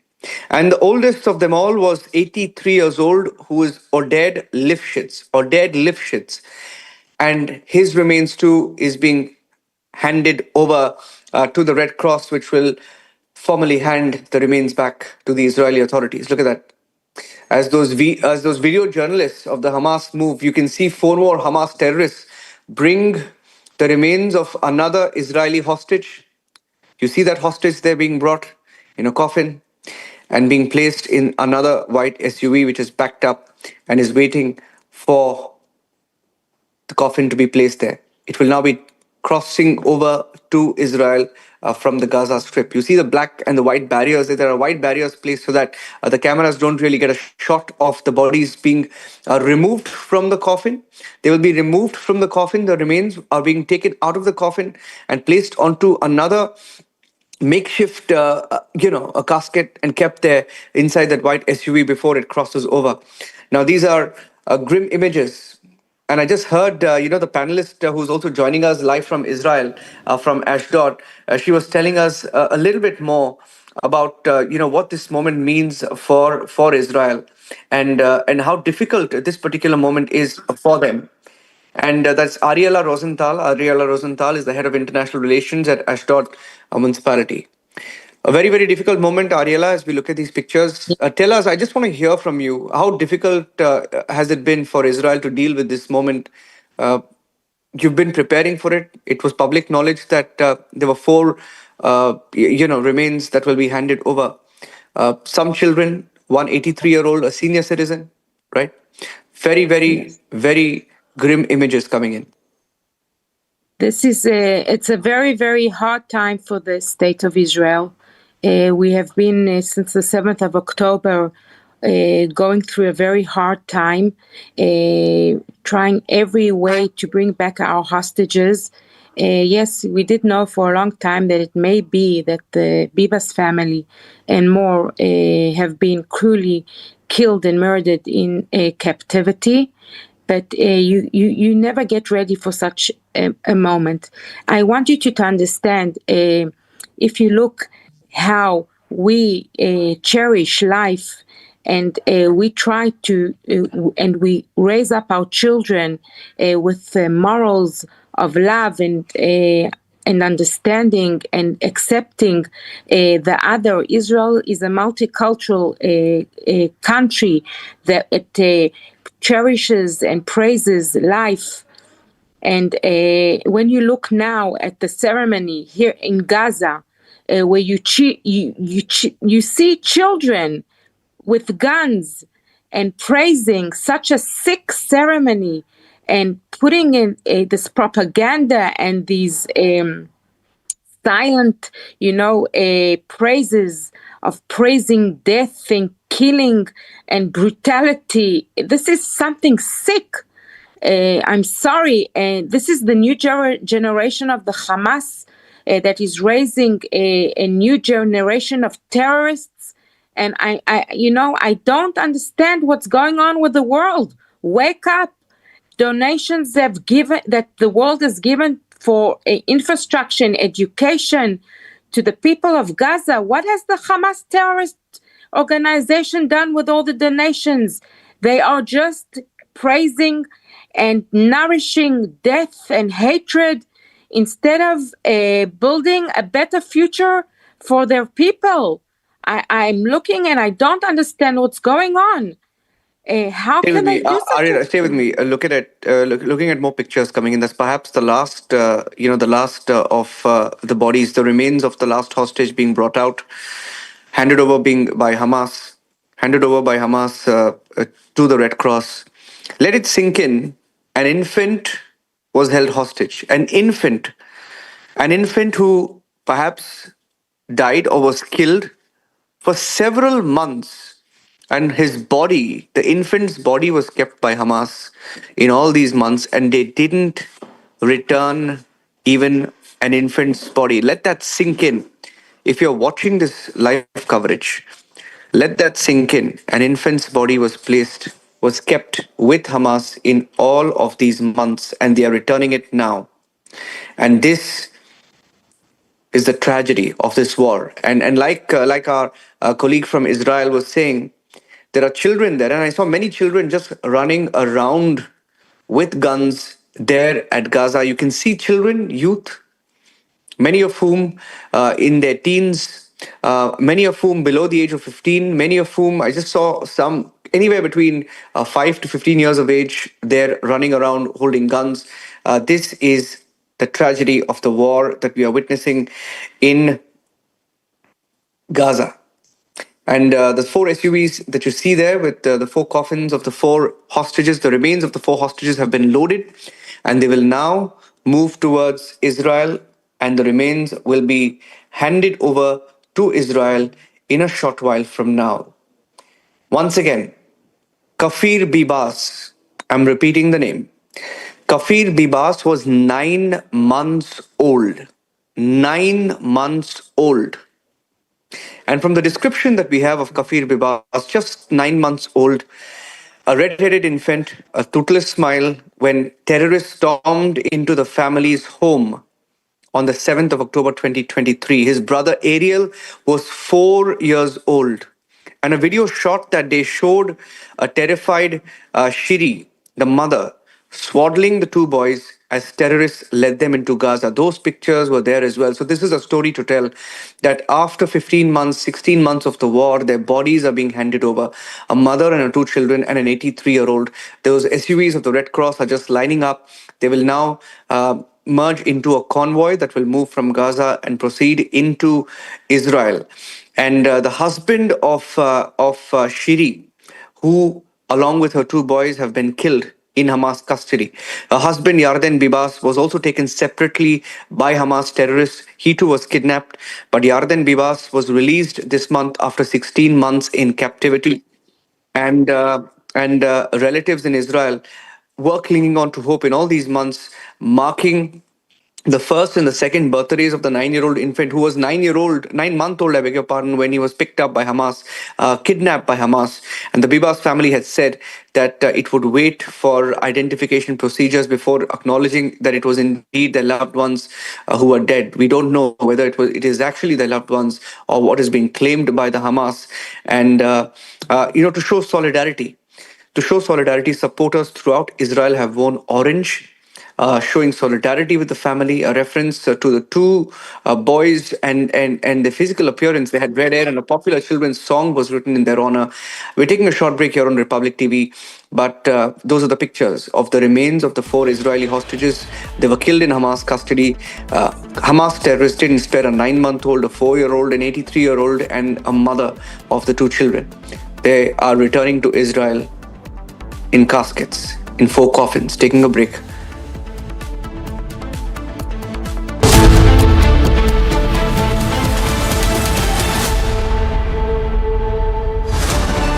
I'm delighted that the Republic Plenary Summit is being held on March 6th.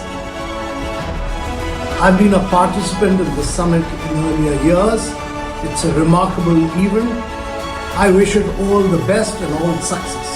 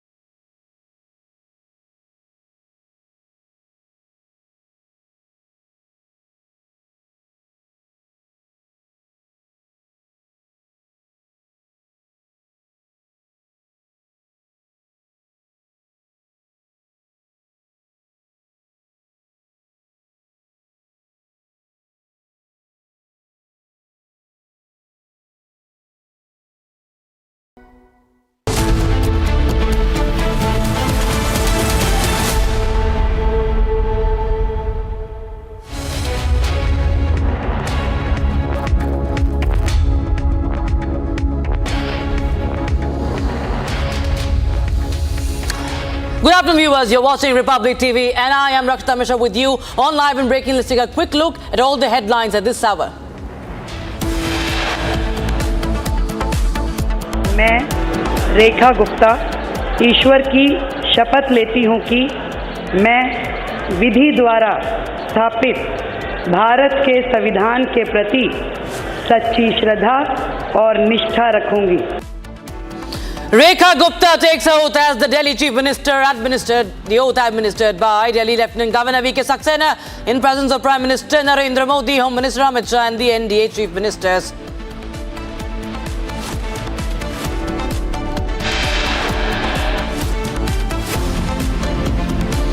Six MLAs including Parvesh Verma, Kapil Sharma take oath as ministers along with Chief Minister Rekha Gupta.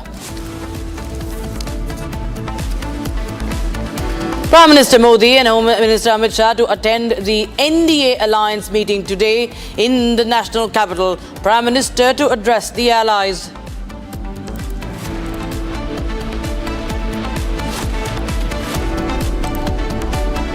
Palestinian terror group Hamas returns the remains of 4 Israeli hostages, including a mother and her 2 children.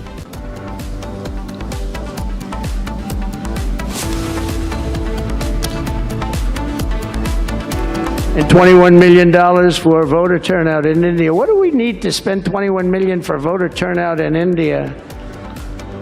Wow, $21 million. I guess they were trying to get somebody else elected. Well, we ought to tell the Indian government. Trump gets on the $21 million US aid controversy, says need to tell the Indian government.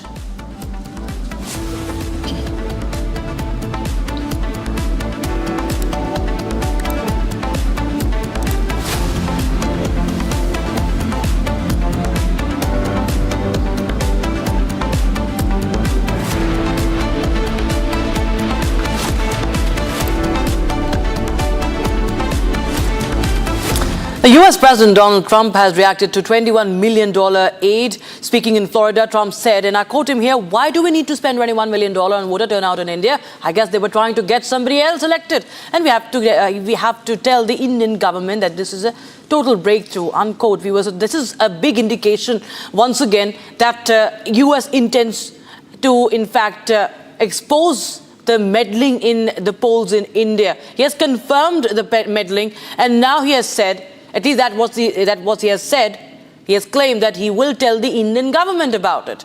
And he also says that it seems they were trying to get someone else elected. So this entire role of the deep state, viewers, is coming to the surface layer by layer. It's all being unpeeled. We are seeing how the US government, the US president is out in the open calling out the role of deep state and the interference, the foreign interference in India and of course in other countries as well, has been confirmed by the US now. Remember, this controversy had broke out after Elon Musk's Department of Government Efficiency, the DOGE, revealed the planned allocation, leading to political debate in India as well. Trump supported DOGE's decision to cancel the funding, the US aid funding, the $21 million funding, and he expressed the respect for Prime Minister, also questioning the necessity of the grant to India, grant to many other countries in Asia, he says, and other, of course, continents as well. And the important part is when he says that the US was trying to get somebody else elected.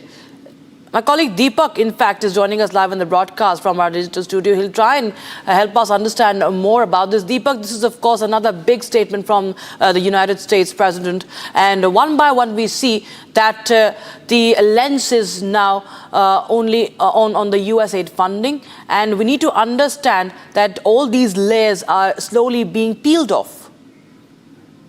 That's right, Rakshita. Ever since the Department of Government Efficiency cut out funding on various fronts, one of the most prominent aspects that came to light was the fact that $21 million was being spent on influencing voter turnout. And US President Donald Trump has also said that this is a big development, it's a big breakthrough, and that the Indian government must be informed about it. So let's help our viewers understand what Donald Trump was telling us and also what this means. Because $21 million, as claimed by the DOGE report, goes on to clearly show that there was indeed foreign meddling in Indian elections, and this funding was given to influence the voter turnout. And Donald Trump clearly says that there was a bid to replace the ruling dispensation. That means they wanted somebody else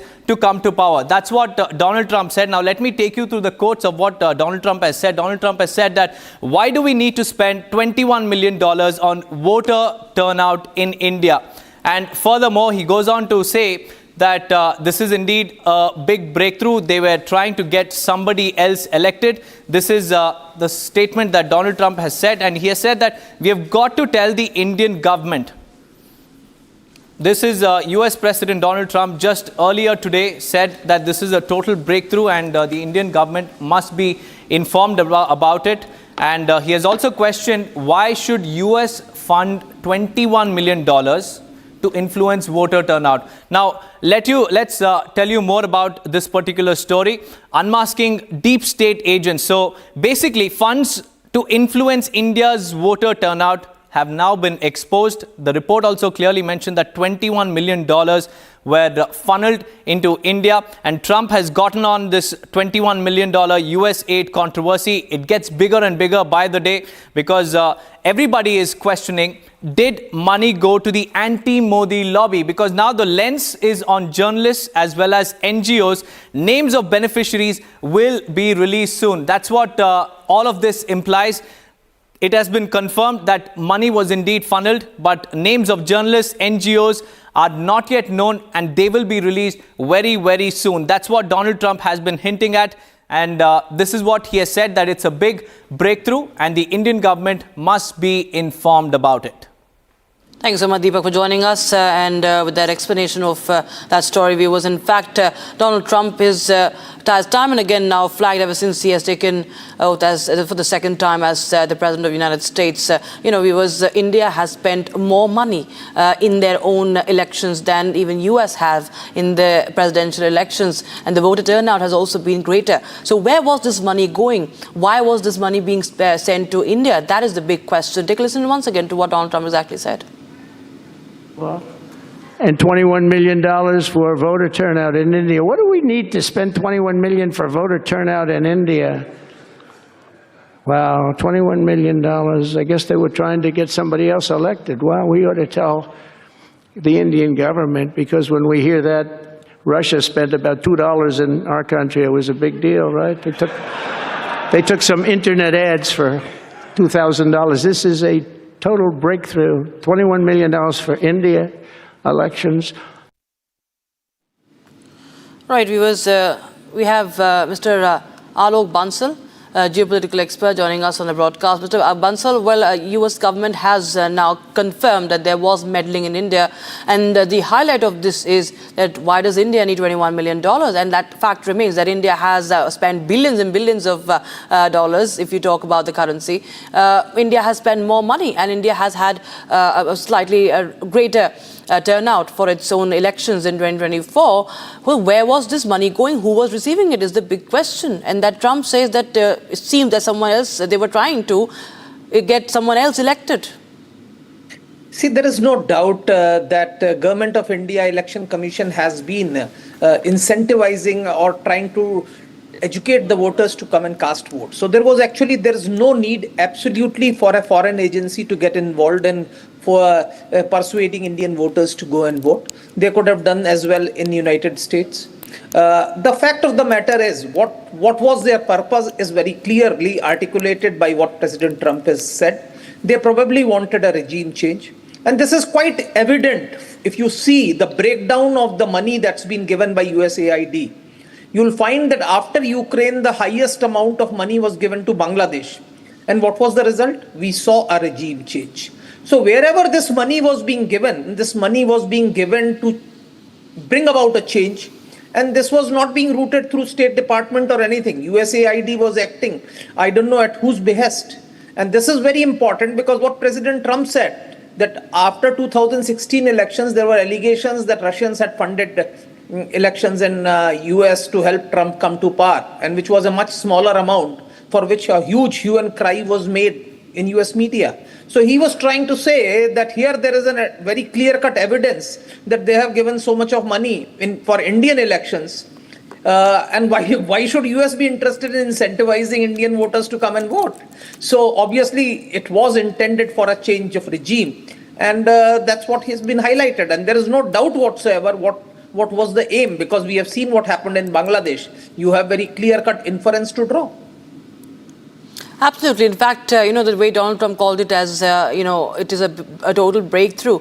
But what we expect now from Donald Trump is that he must expose, if he's making such claims and he's making this big statement, he is of course confirming, and it is something that we've seen time and again, that there have been signs of foreign interference, but this time it is very serious. He cannot just make such comments loosely. There must be a lot of evidence behind it. There must be a lot of truth behind it, and that's why he has said that standing on at the podium.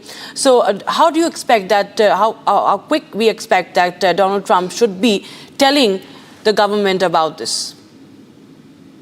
See, let there be one thing clear. He has not made an emphatic statement. He has made a statement which is should be or could be. So please understand, he obviously does not have a clear-cut evidence, but what is there is actually very clearly evident, that why should a US government agency be giving $21 million to voters in India to come and vote? Obviously, India has a fairly good voter record. So obviously, this money is intended for something. Now, I don't know what is the accounting system of USAID, how this money has been disbursed, whether they have records. Generally, the US government or US agencies maintain a fairly good record. So investigation is on. I feel we should be able to get to the bottom of this. But that is as good a speculation as anyone else's. But inferences are very clear. You see the full list of USAID disbursement, and you have, right on number 2, you have Bangladesh, which has received the highest amount of money after Ukraine. And you have seen a regime change in Bangladesh.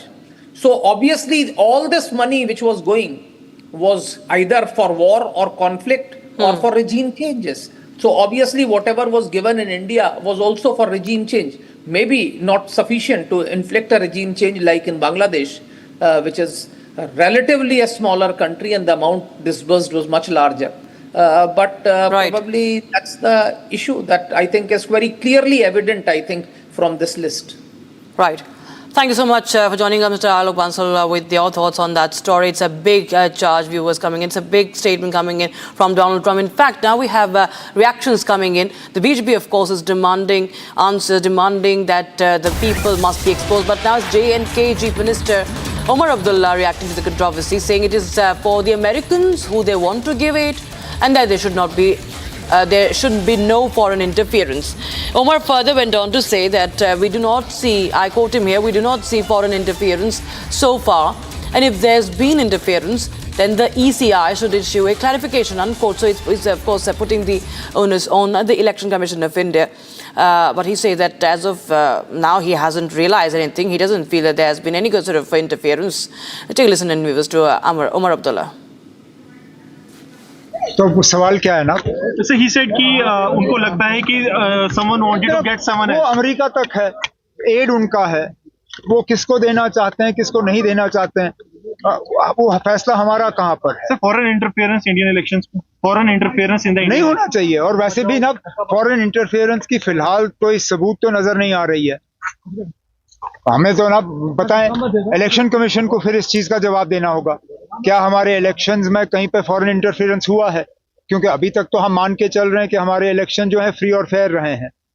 अब अगर इस तरह की कोई बात आई है तो election commission of India इसमें सफाई दे.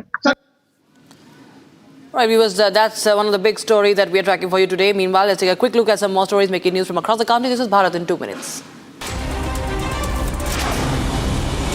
A Bangladesh Airlines flight bound from Dhaka to Dubai made an emergency landing at the Nagpur airport in the wee hours of the 20th of February. Due to a technical issue, no casualties or damage was reported as further investigation is underway. In a terrifying incident, an 11-year-old girl was physically assaulted by her teacher at the madrasa. The accused, identified as Hassan, was immediately detained following a complaint by the victim's family. Further probe is underway.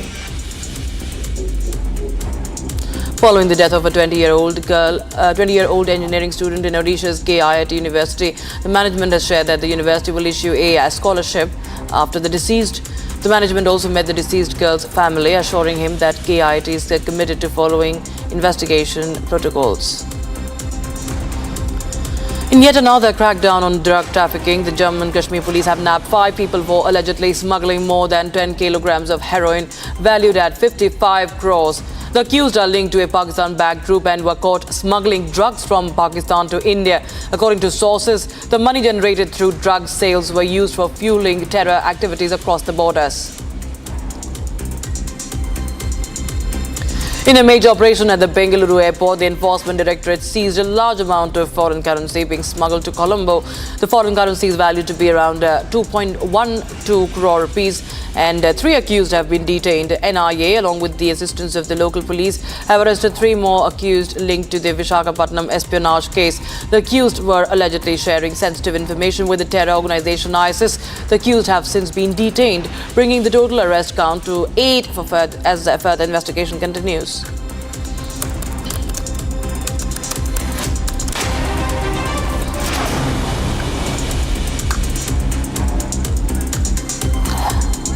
All right, viewers, time for a short break. While we get you the latest on the US meddling that has been now exposed. Trump makes a big statement, says need to tell the Indian government about it. Stay tuned.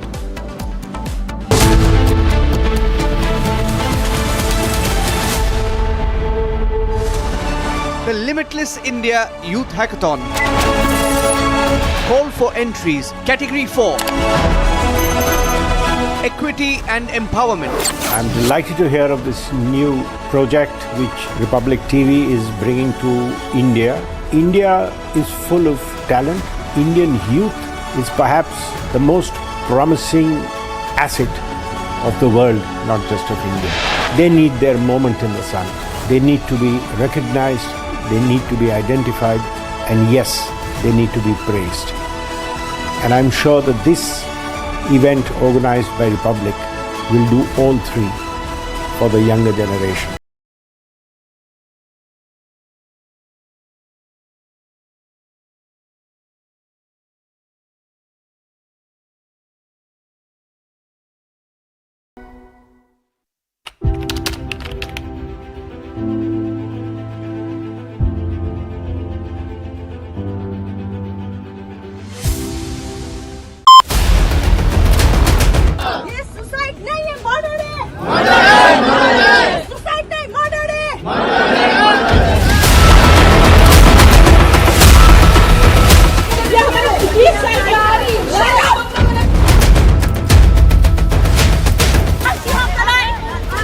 उसने मुझे मारा, पूरा record हुआ, पूरी था।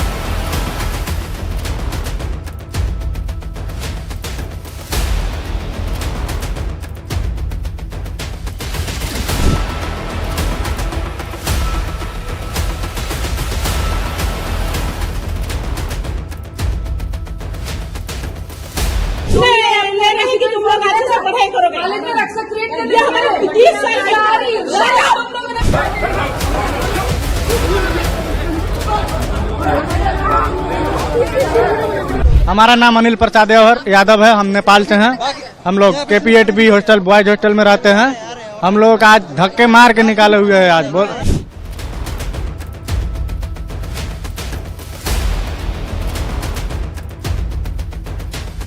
Daughter of our state, ऐसा नहीं कि वो बाहर से है।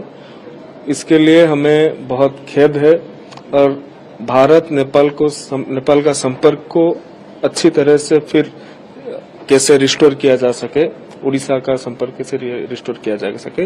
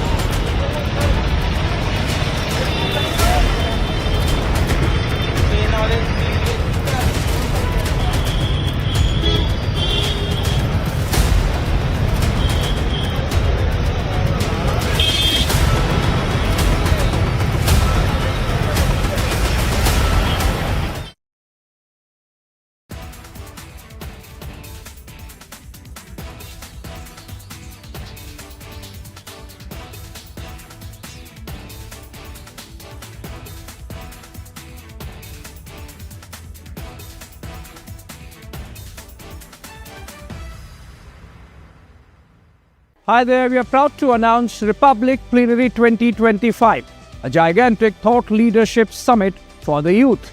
The theme this year is Limitless India, and you, the youngsters, have an opportunity to be part of the initiative.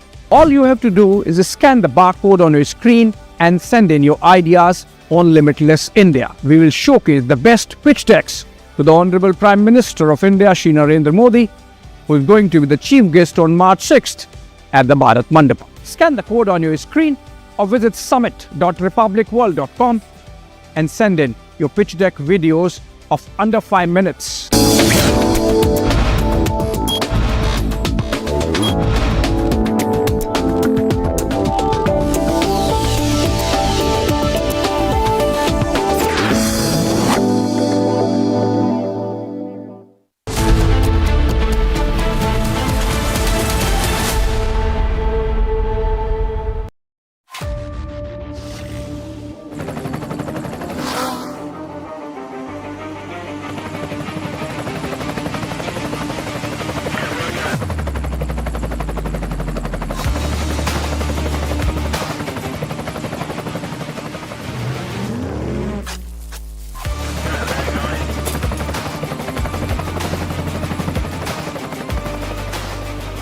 Director, the taste of success.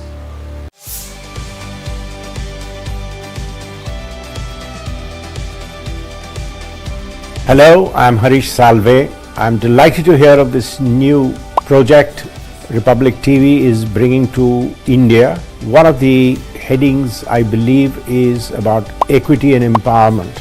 India is full of talent. They need their moment in the sun. They need to be recognized, they need to be identified, and yes, they need to be praised. This event organized by Republic will do all three for the younger generation. All I would say in advance is hurrah.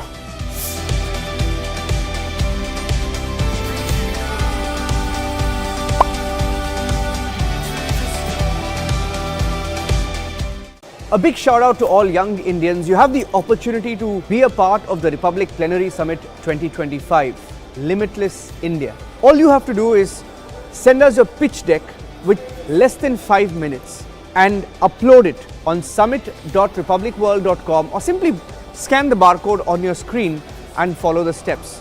This year, there are 9 categories you can choose from, ranging from digital economy to artificial intelligence, and the best ideas will be chosen and showcased in front of the Honorable Prime Minister of India, Shri Narendra Modi, who has agreed to be the chief guest at the Republic Plenary Summit 2025, Limitless India. So go ahead and send us that pitch deck.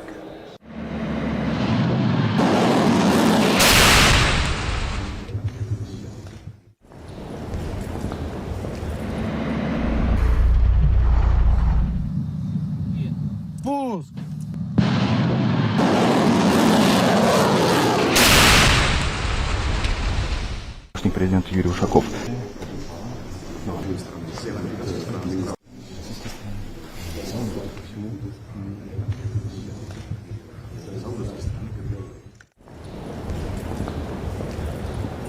And I've been saying that we're going to do. Split here between these two parties as the former president is seeing now.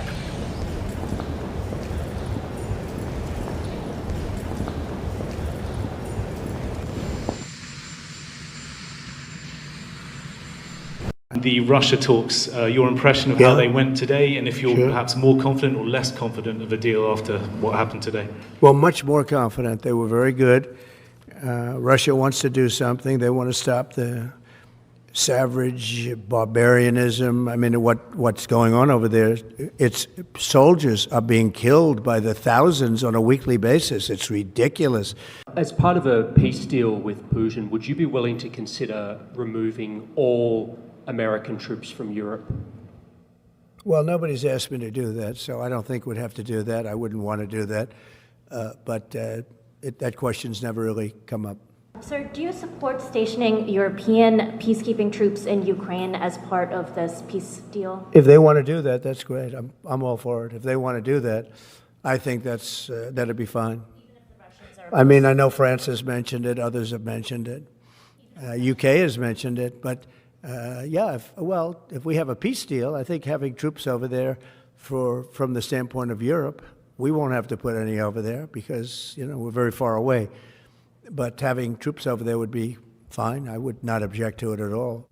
And I'm very disappointed. I hear that, they're upset about not having a seat. Well, they've had a seat for 3 years and a long time before that. This could have been settled very easily. Just a half-baked negotiator could have settled this years ago without the loss of much land, very little land, without the loss of any lives, and without the loss of cities that are just laying on their side. President, before the end of the month,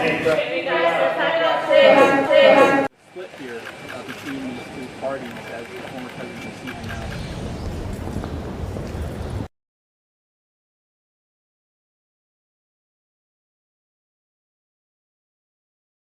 इसको घर पे लगाओगे तो शादी का तो पता नहीं, पर घर पक्का नहीं टूटेगा। रुंगटा नहीं तो घर स्ट्रॉन्ग नहीं। रुंगटा स्टील TMT बार एकदम सॉलिड। पहाड़ों में एक हाइकिंग स्टिक भी बन सकती है।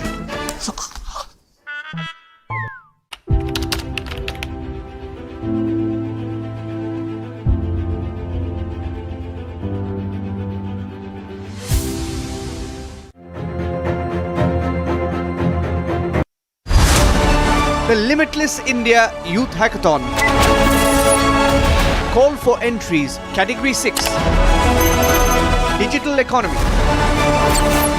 I'm super excited about Republic TV's Republic Plenary Summit, where they're inviting some of the bright young minds of the country to participate in a hackathon. I am going to be part of the digital economy category, the one that excites me the most because in the next decade, India is going to transition into being a superpower in the digital economy on the back of some amazing homegrown innovations. The best example today is UPI, on which PhonePe has been built. So do come and be a part of this great event, and I'm looking forward to listen to all your pitches.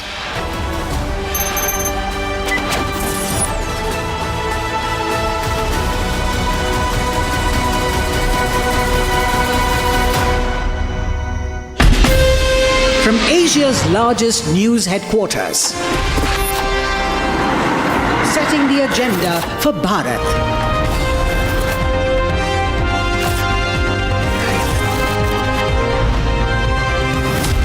You're watching Republic.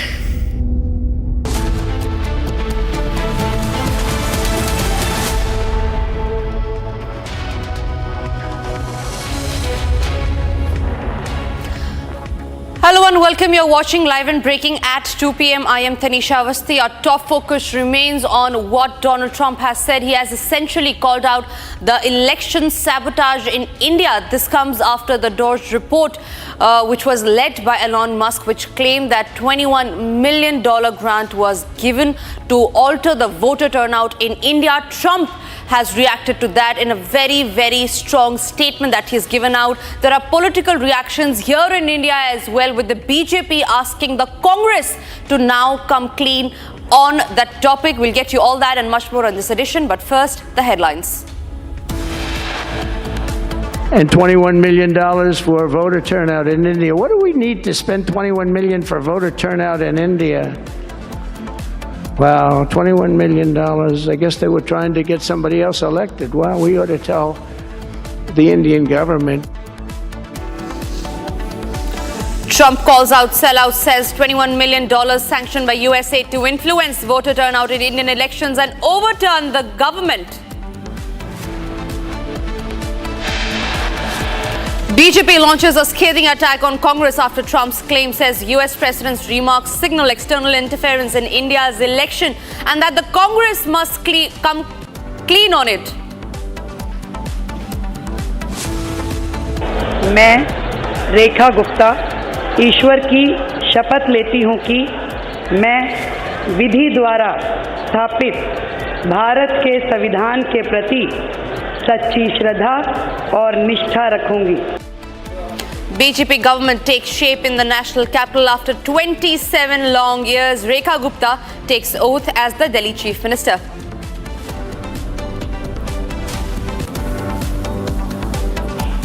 Prime Minister Narendra Modi, Home Minister Amit Shah to attend key NDA alliance meeting today in the national capital. Prime Minister is also expected to address the allies. Hamas returns the remains of 4 Israeli hostages, claims they were killed during the initial airstrikes at the start of the war.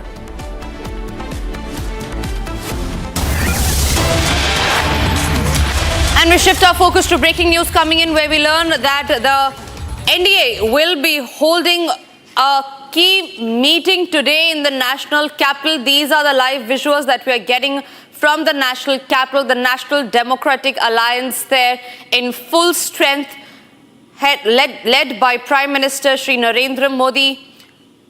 On his right-hand side, you can see BJP Chief JP Nadda, along with Rajnath Singh, Chandrababu Naidu also there on stage. This is a massive show of strength by the NDA in the national capital. This comes just minutes after Delhi Chief Minister Rekha Gupta was sworn in today.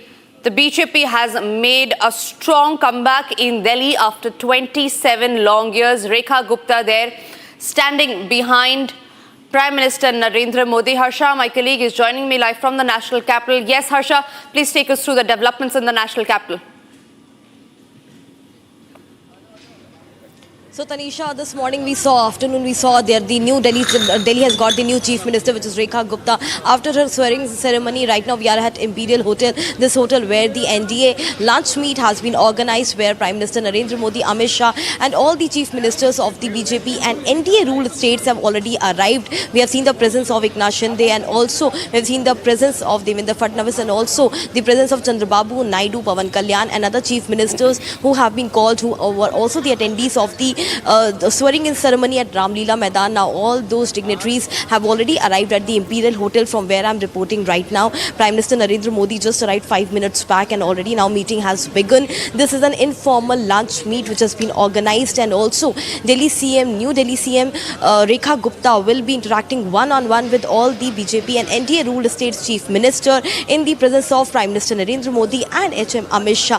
This is indeed a very important day for Delhi because after 27 years, the drought for BJP in Delhi has finally ended, and also the focus of Delhi Chief Minister will now be on certain important issues which BJP has been speaking through their manifesto during their campaign, and also they will start today with the Aarti at Yamuna, where all the cabinet ministers will be going along with Delhi Chief Minister. So this is indeed a very important day, and that is the reason why the swearing-in ceremony was very grand. All the dignitaries, the influential people, the prominent personalities parties, chief ministers, all were called, and this is the meeting where everyone will interact informally. There's a meet and greet, sort of a lunch. Along with lunch, there will be a meet and greet, informal interaction of all the chief ministers with New Delhi CM Rekha Gupta. It's a good occasion to interact and know each other very well, and that is why we have been told that this program will go on till 3 o'clock, and after 3 o'clock, all the chief ministers will leave for their residence, or some who have to leave for their respective state will leave today only. But yes, from here, Rekha Gupta along with the cabinet will be going for the Yamuna. At Yamuna Ghat, there's an aarti which has been organized, because we very well know Yamuna was one of the key issues of BJP in this election. We have seen the political row and tug of war between Aam Aadmi Party and BJP during election campaign as well, when there was a lot of talk in the town regarding the cleanliness of Yamuna River. So we'll see all those happenings today, but right now all the focus is at Imperial Hotels. After some time we'll also get inside visuals exclusive, where we'll see how all these informal meeting and meet and greet is happening between all the chief ministers with the Delhi CM Rekha Gupta in the presence of Prime Minister Narendra Modi and Home Minister Amit Shah. Back to you. Right, Harsha, this is an informal lunch meeting, as you tell us. Are we also expecting a formal meeting? Are we also expecting Prime Minister to address the allies, since the NDA show of strength is on full display today in the national capital? So, Tanisha, it's an informal meeting, and everyone is expecting address from Prime Minister Narendra Modi, a word of few, because as we saw at Lila Maidan, Prime Minister Narendra Modi didn't make any address. He didn't speak at all at Lila Maidan, but this is a place where Prime Minister can give his mantra, and Prime Minister has a long, elongated political career. We have seen him as Chief Minister of Gujarat, and now ruling at the centre, being a Prime Minister, and so he could give few mantras and informal chit-chat, because not the allies are all the friends also of Prime Minister Narendra Modi. We have seen the equation of Prime Minister with either Chandrababu Naidu, Devendra Fadnavis, Eknath Shinde, and also the new chief ministers which I've seen of Madhya Pradesh, Rajasthan and Chhattisgarh, Vishnu Desai, Mohan Yadav and also Bhajan Lal Sharma. All these CMs are already here. So we have seen the close camaraderie of Prime Minister Narendra Modi with all of them. And now Rekha Gupta is a new addition to this list. And we can clearly say that Prime Minister Narendra Modi will be interacting informally with all of them. Usually during such meetings, whenever there's an NDA meeting, we have seen Prime Minister having a light chit chat with most of his friends, the allies, or now the Chief Minister of several states as well. So we can expect few lines from Prime Minister inside, but we'll get to know exactly what was the chat inside after the meeting gets concluded. But right now, what is all inside happening is an informal lunch, and after some time we'll get to know the inside stories as well. What was the mantra shared by Prime Minister Narendra Modi with his allies and the new Chief Minister of Delhi? Back to you. It's a very historic achievement. Thank you. All right, that was Pawan Kalyan that was addressing the media. We'll try and see if we can get that reaction again. But these are the live visuals that we're getting in from the national capital of Prime Minister Modi, along with NDA minister, chief ministers of the NDA ruled states, showing strength in the national capital. Moving on to the top story that we're tracking here on Republic.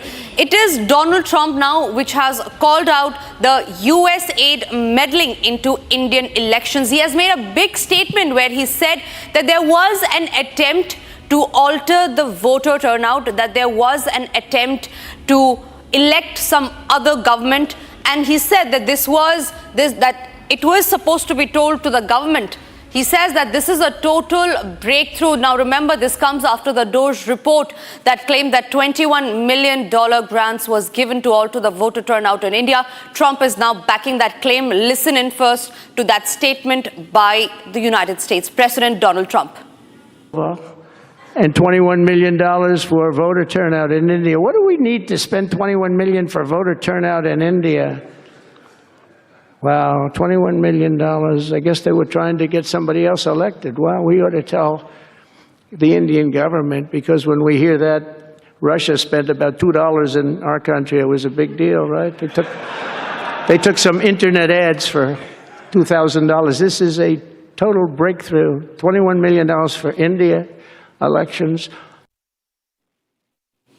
All right, I'm being joined by Tara Kartha and Madhav Nanapat on the show. Thank you very much for speaking to Republic. Madhav Nanapat, first to you. It's a grave meddling that has come out in the open. First, it was the Doge report. Now, Donald Trump has backed the claim as well.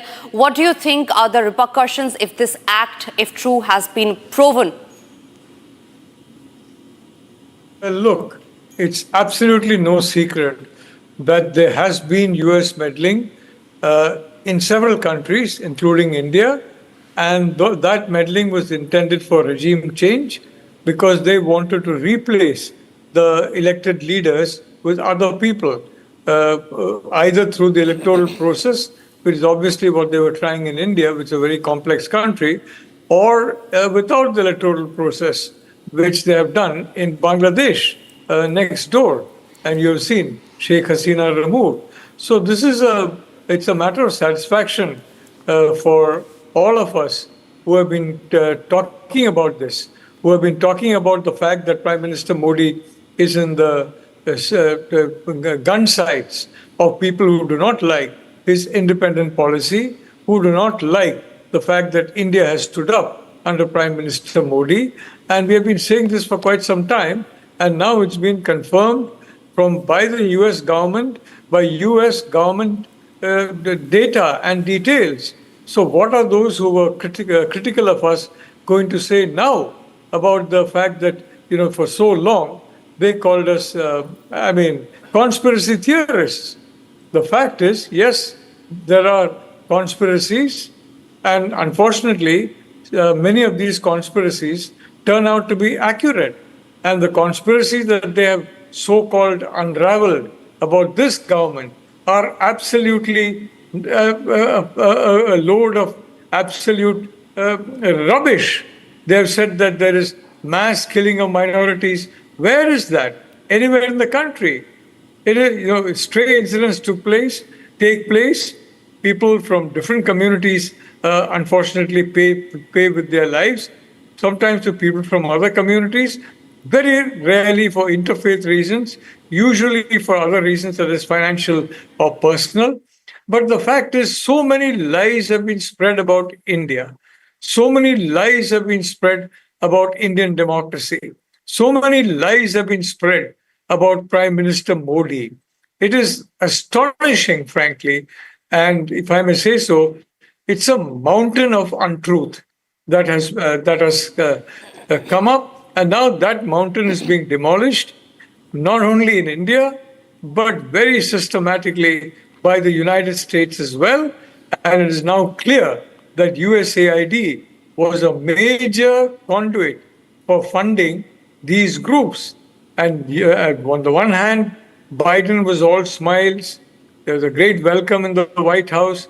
On the other hand, this kind of underhand activity was going on. And we have been pointing it out, but now we have got confirmation from no less than the President of the United States that our apprehensions were correct. Thank you. Right. Madhav Nalapat, thank you for sharing your views. Tara Kartha, do you feel it's the time now that India should name and shame the sellouts who have interfered in Indian elections? Essentially, it is a violation of India's sovereignty as well. No, I would wait for some confirmation as to how this has been worked out, because 21 million apparently is to sort of maintain this outfit in India, right? Which itself is questionable, right? That itself, that there should be these NGOs who are supposed to be monitoring elections elsewhere. I mean, what business do you have doing these things? We are a democracy. We have a perfectly capable election commission who's able to do these things. So what is the necessity at all? I mean, forget about the funding aspect. Second thing is, apparently from what I can make out, that there was this International Foundation for Electoral Systems, an MOU with them by the CEC. Now, whether the money there was exchanged, again, we don't know what for sure, but IFES is funded by the Open Society Foundation, which is a George Soros outfit. So there are these, like Professor Nalapat accurately said, there are these multiple avenues of funding various NGOs for various reasons, which we have to look into very carefully for in future times. This cannot be allowed in a functioning democracy. I mean, in the end, it's so strange. Our election turnout was far higher than that of the US. So what are you talking about for election turnout? We are quite capable of handling it ourselves. Absolutely, ma'am. I request Arakartha and Madan Alapa to stay with us. Remember, it was in April 2024, when the Prime Minister had first hinted out at interference, at foreign interference to be precise, in the Indian elections. Listen into that statement.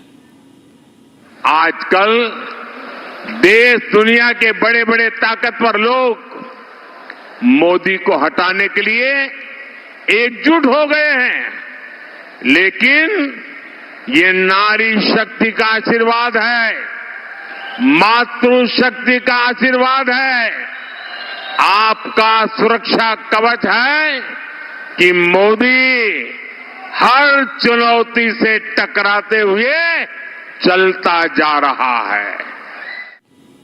Mr. Nalapad, what do you think could be the legal actions that India could take, keeping in mind the foreign interference that has come to light in the Indian elections? Look, I think the legal avenues are somewhat limited.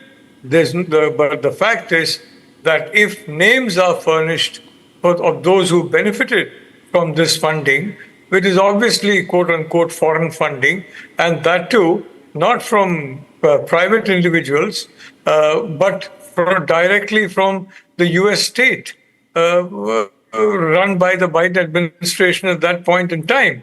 I think naming those who received this kind of money would be would be extremely damaging to them, and would enable a situation to be created in which they no longer are able to function because their credibility would have gone down to zero.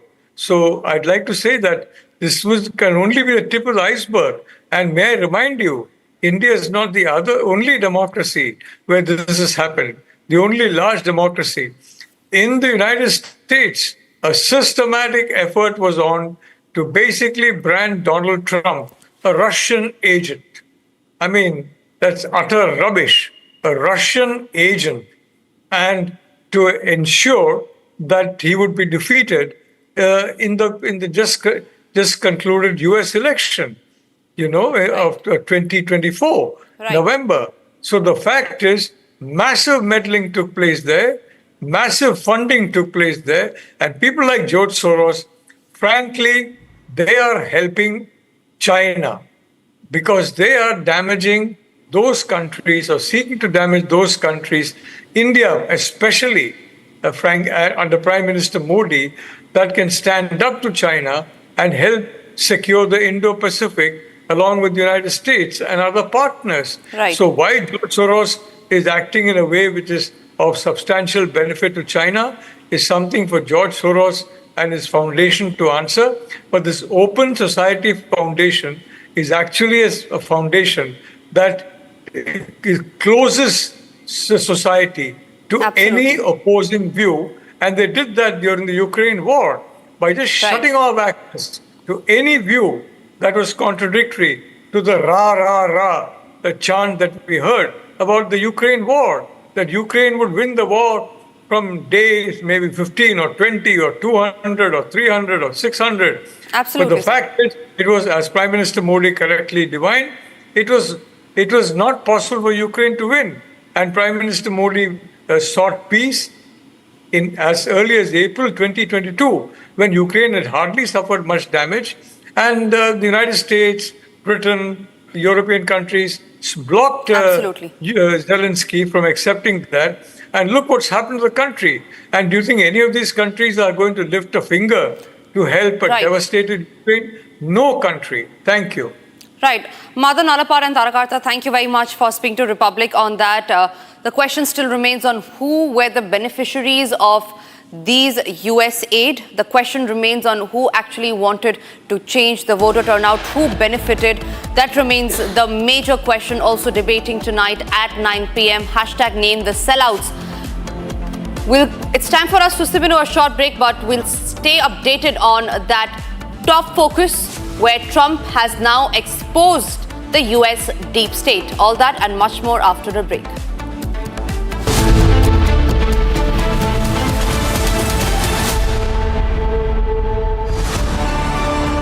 Limitless India Youth Hackathon. Call for entries. Category 2. Reclaiming history, culture and tradition. Janani Janma Bhumischa Swargadapi Gariyasi. It is indeed a big moment of fortune and pride that we are all a part of this Bharata Desham. Reclaiming our Indian history, culture and tradition is one of the very many areas that this hackathon is being organized. Those youth under 30 are welcome to participate. Submit your entries by the 28th of February.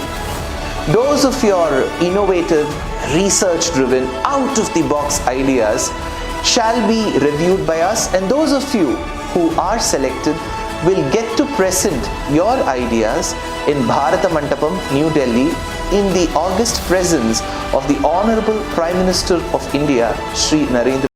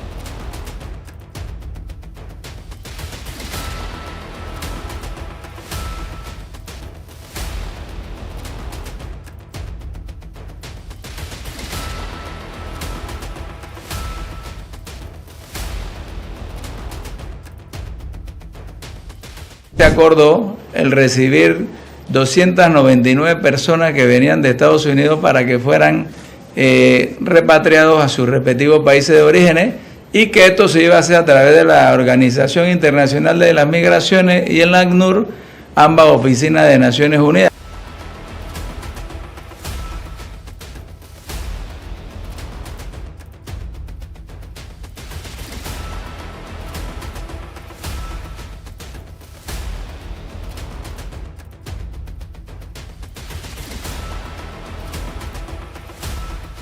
Como manera de prevención, estas personas no pueden circular por nuestro país precisamente para garantizar la seguridad y la paz de los ciudadanos panameños.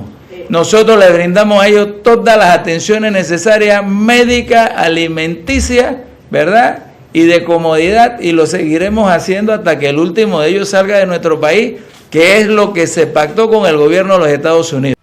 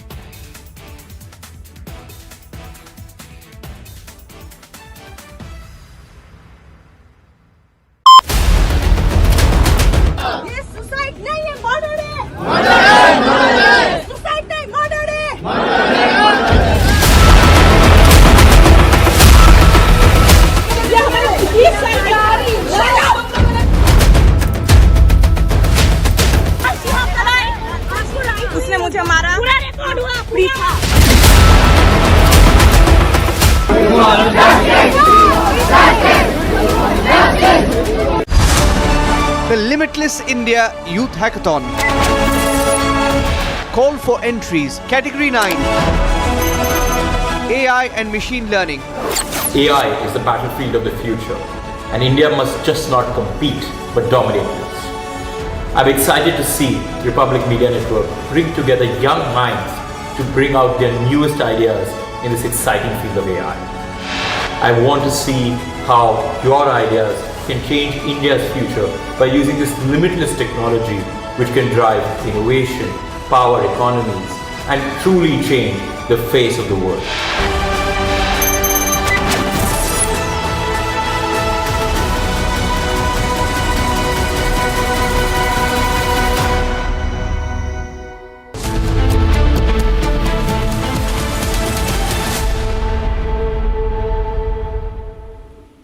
Welcome back. You're watching Republic TV. I'm Gesu Bharadwaj, and the Maharashtra Cyber Cell will issue a second summon to influencer Samay Raina today for recording his statement in the ongoing investigation into the India's Got Latent case.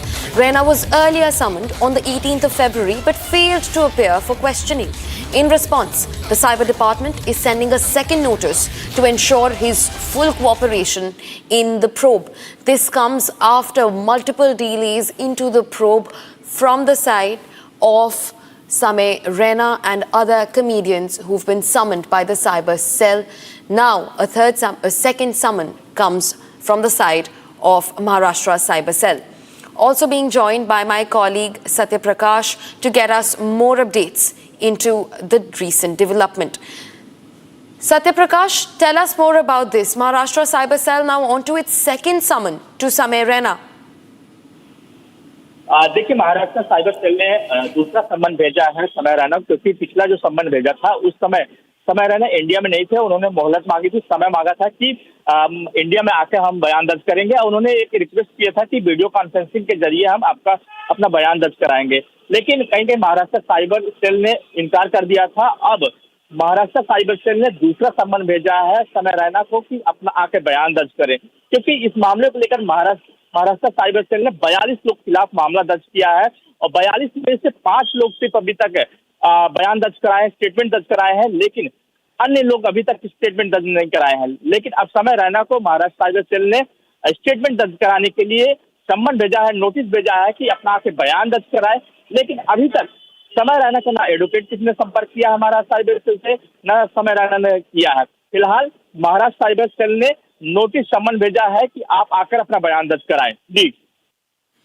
जी सत्यप्रकाश, धन्यवाद information gather करने के लिए। हम बने रहेंगे इस story पे जब डेवलपमेंट्स होंगी। For now viewers, time to shift focus to the national capital. BJP MLA-elect Rekha Gupta, a first-time MLA from Shalimar Bagh, was sworn in as the 4th woman chief minister of the national capital at a mega event at the Lila ground. The party formed the government in Delhi after 27 long years, securing 48 seats in the 70-member Legislative Assembly. BJP MLAs Parvesh Verma, Ashish Sood, Manjinder Singh Sirsa, Raviraj Indraj Singh, Kapil Mishra and even Pankaj Kumar Singh took oath as ministers. Here's a complete report on what unfolded.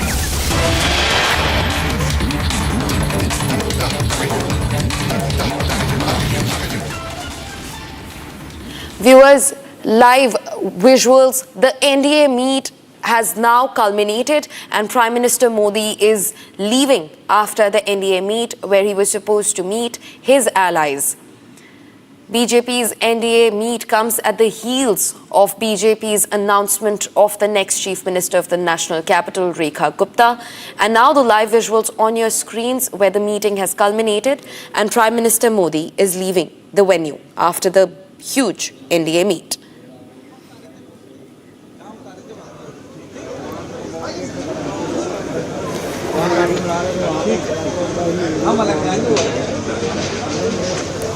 Vehicle all lined up, Prime Minister Modi set to leave. This has been an eventful week for the BJP in the national capital. A vigorous week of unveiling the face and the name of the Chief Minister. Listen into this. जो बाहर से हमारे जितने भी अतिथि आए थे और दिल्ली के सांसद और अन्य लोगों ने साथ साथ सहभोज किया। माननीय प्रधानमंत्री जी, माननीय गृह मंत्री जी, माननीय रक्षा मंत्री जी और भारतीय जनता पार्टी के राष्ट्रीय अध्यक्ष आदरणीय श्री नड्डा जी सब लोग उपस्थित थे। बहुत इनफॉर्मल था, कोई मीटिंग नहीं थी। Joined by my colleague Harsha live on the broadcast. Before that, listen into this as well, viewers. हर महिला के लिए गर्व की बात है कि एक महिला को मौका मिला है, अवसर मिला है। माननीय प्रधानमंत्री जी का हमारे भारतीय जनता पार्टी के नेतृत्व का मैं बहुत बहुत धन्यवाद देती हूँ। मैम, आज बैठक में क्या रहा? चलिए जी। Joined by my colleague Harsha, who देखिए, आज राष्ट्रीय जनतांत्रिक गठबंधन के सभी शीर्ष नेताओं का एकत्रीकरण था, तो माननीय प्रधानमंत्री जी के साथ भोजन का भी कार्यक्रम था, फोटो सेशन का भी कार्यक्रम था और हरियाणा, महाराष्ट्र, दिल्ली जीतने के बाद अब बिहार जीतने का भी कार्यक्रम है। और क्या किन एजेंडों पर बातचीत हुई? नहीं, कोई बैठक नहीं थी, बताया मैंने। भोजन का कार्यक्रम था, फिर फोटो सेशन का कार्यक्रम था और त्रिवेणी तो हम जीत चुके, मतलब हरियाणा जीत चुके, दिल्ली जीत चुके। तीनों राज्यों में यमुना साफ हो जाएगी? निश्चित तौर से साफ हो जाएगी। जब सपा आम आदमी सपा साफ हो गई, आम आदमी पार्टी साफ हो गई, कांग्रेस साफ हो गई, तो गंगा यमुना सब साफ। का पहला विजिट भी यमुना पर ही है। हाँ, नहीं, एकदम आप विश्वास रखें कि प्रधानमंत्री जी जो कहते हैं वो होता है और अपनी आंखों से हम लोग देखेंगे। धन्यवाद। Prime Minister Narendra Modi has now left from the Imperial Hotel in the national capital, where he was attending the meeting of chief ministers from the NDA-ruled states. Union Minister Amit Shah, in fact, BJP's national president JP Nadda, was also present at the meeting.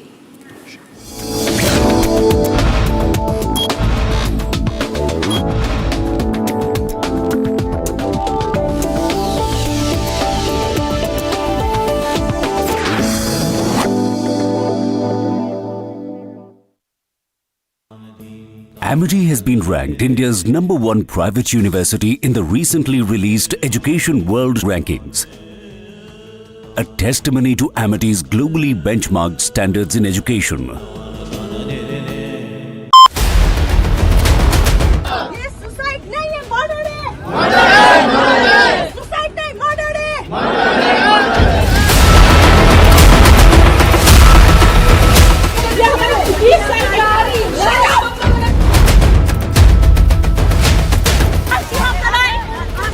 उसने मुझे मारा, पूरा record हुआ, free था।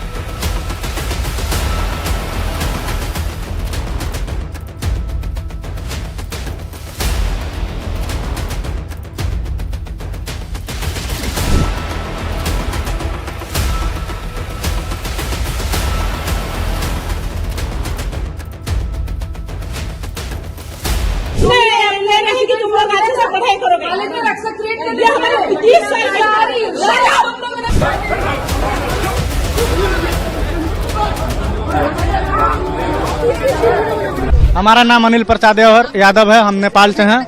हम लोग KP8B hostel boys hostel में रहते हैं। हम लोग आज धक्के मार के निकाले हुए हैं। आज बोल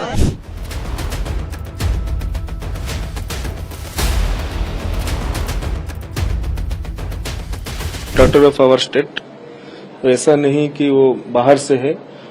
इसके लिए हमें बहुत खेद है और भारत नेपाल का संपर्क को अच्छी तरह से फिर कैसे रिस्टोर किया जा सके, उड़ीसा का संपर्क कैसे रिस्टोर किया जा सके।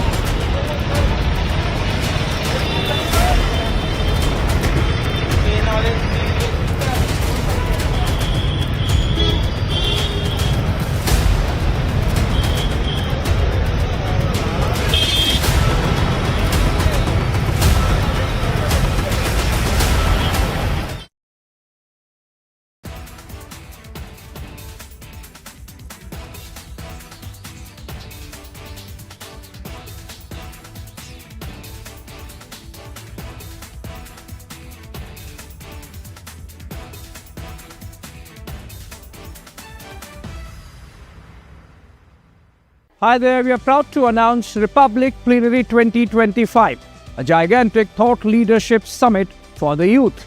The theme this year is Limitless India, and you, the youngsters, have an opportunity to be part of the initiative. All you have to do is scan the barcode on your screen and send in your ideas on Limitless India. We will showcase the best pitch decks to the Honorable Prime Minister of India, Shri Narendra Modi, who is going to be the chief guest on March 6th at the Bharat Mandapa. Scan the code on your screen or visit summit.republicworld.com and send in your pitch deck videos of under 5 minutes. The clock is ticking.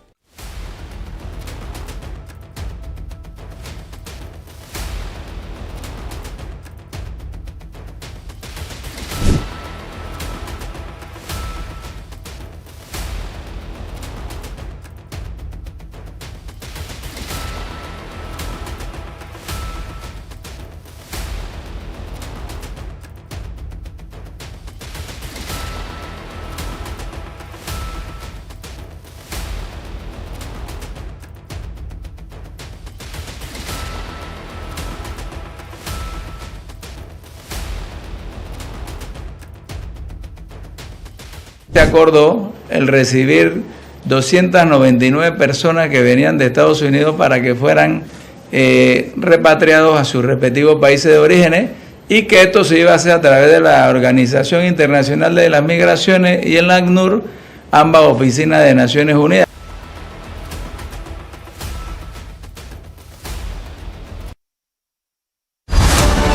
The Limitless India Youth Hackathon. Call for entries. Category 1. Science, Technology and Space. I'm excited to hear about the proposals that have been submitted at the Youth Hackathon at the Republic Plenary, and I can't wait to see them and discuss them and look forward to transforming India with these limitless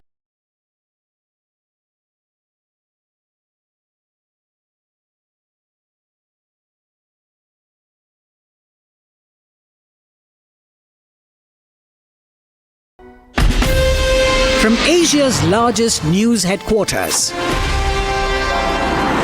setting the agenda for Bharat.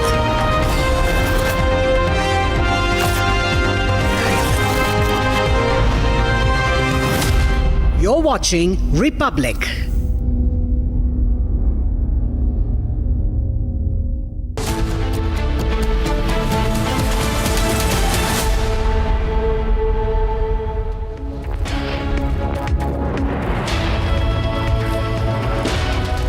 Hello and a very warm welcome. You're watching Republic TV. I'm Gesu Bharadwaj, and US President Donald Trump, in the biggest story that we're tracking today, has indeed hinted that at least $21 million were pumped into India to overturn the government and to also interfere in the Indian elections. We're tracking that very closely for you, but first a quick check on the headlines.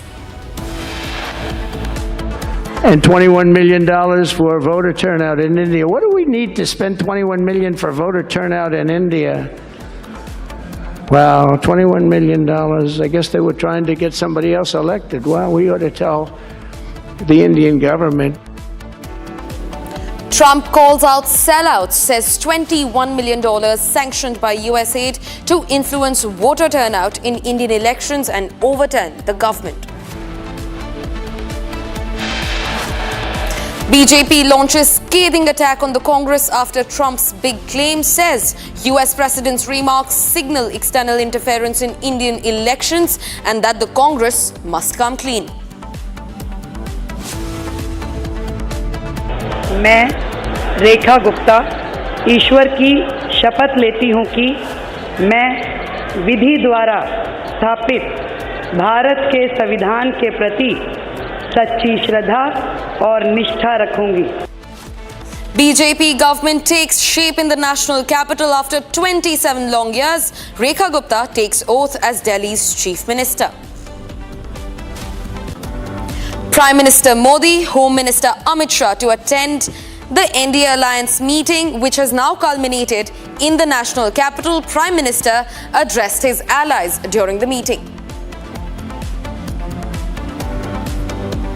Hamas has returned the remains of 4 Israeli hostages, claims that they were killed during the initial airstrikes at the start of the war.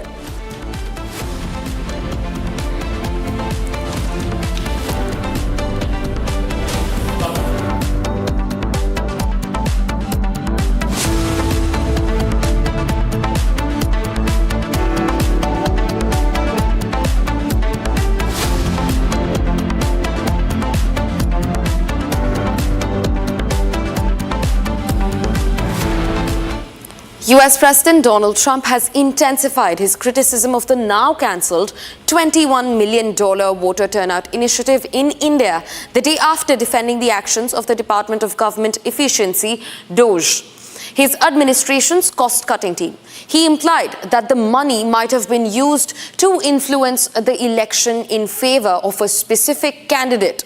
Donald Trump has indicated that sellouts may have been attempting to elect somebody else. Listen in to the big statement by US President Donald Trump. And $21 million for voter turnout in India. What do we need to spend $21 million for voter turnout in India? Wow, $21 million. I guess they were trying to get somebody else elected. Well, we ought to tell the Indian government, because when we hear that Russia spent about $2 in our country, it was a big deal, right? They took some internet ads for $2,000. This is a total breakthrough. $21 million for India elections. Also being joined by RP Singh from the BJP. Donald Trump has repeated the claim that the BJP first made $21 million, a huge amount, pumped to overturn the government. What do you have to say about this? Sir, please speak to us. Well, it's a huge amount. I mean, because when you say $20 million, it doesn't sound huge. The fact that it turned into rupee, 182 crore rupees. So this much of amount, where was it spent? And what sort of voter turnout it was helping with?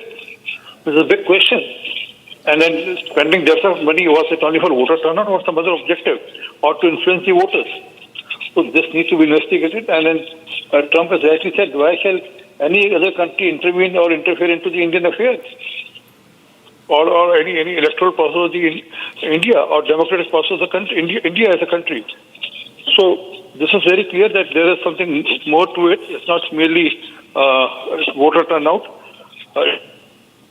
Hopeful that government of India will take cognizance and do the needed investigation and ensure that every truth comes out. The truth comes out that where was this money spent and how was this money spent for and what objective this money was spent.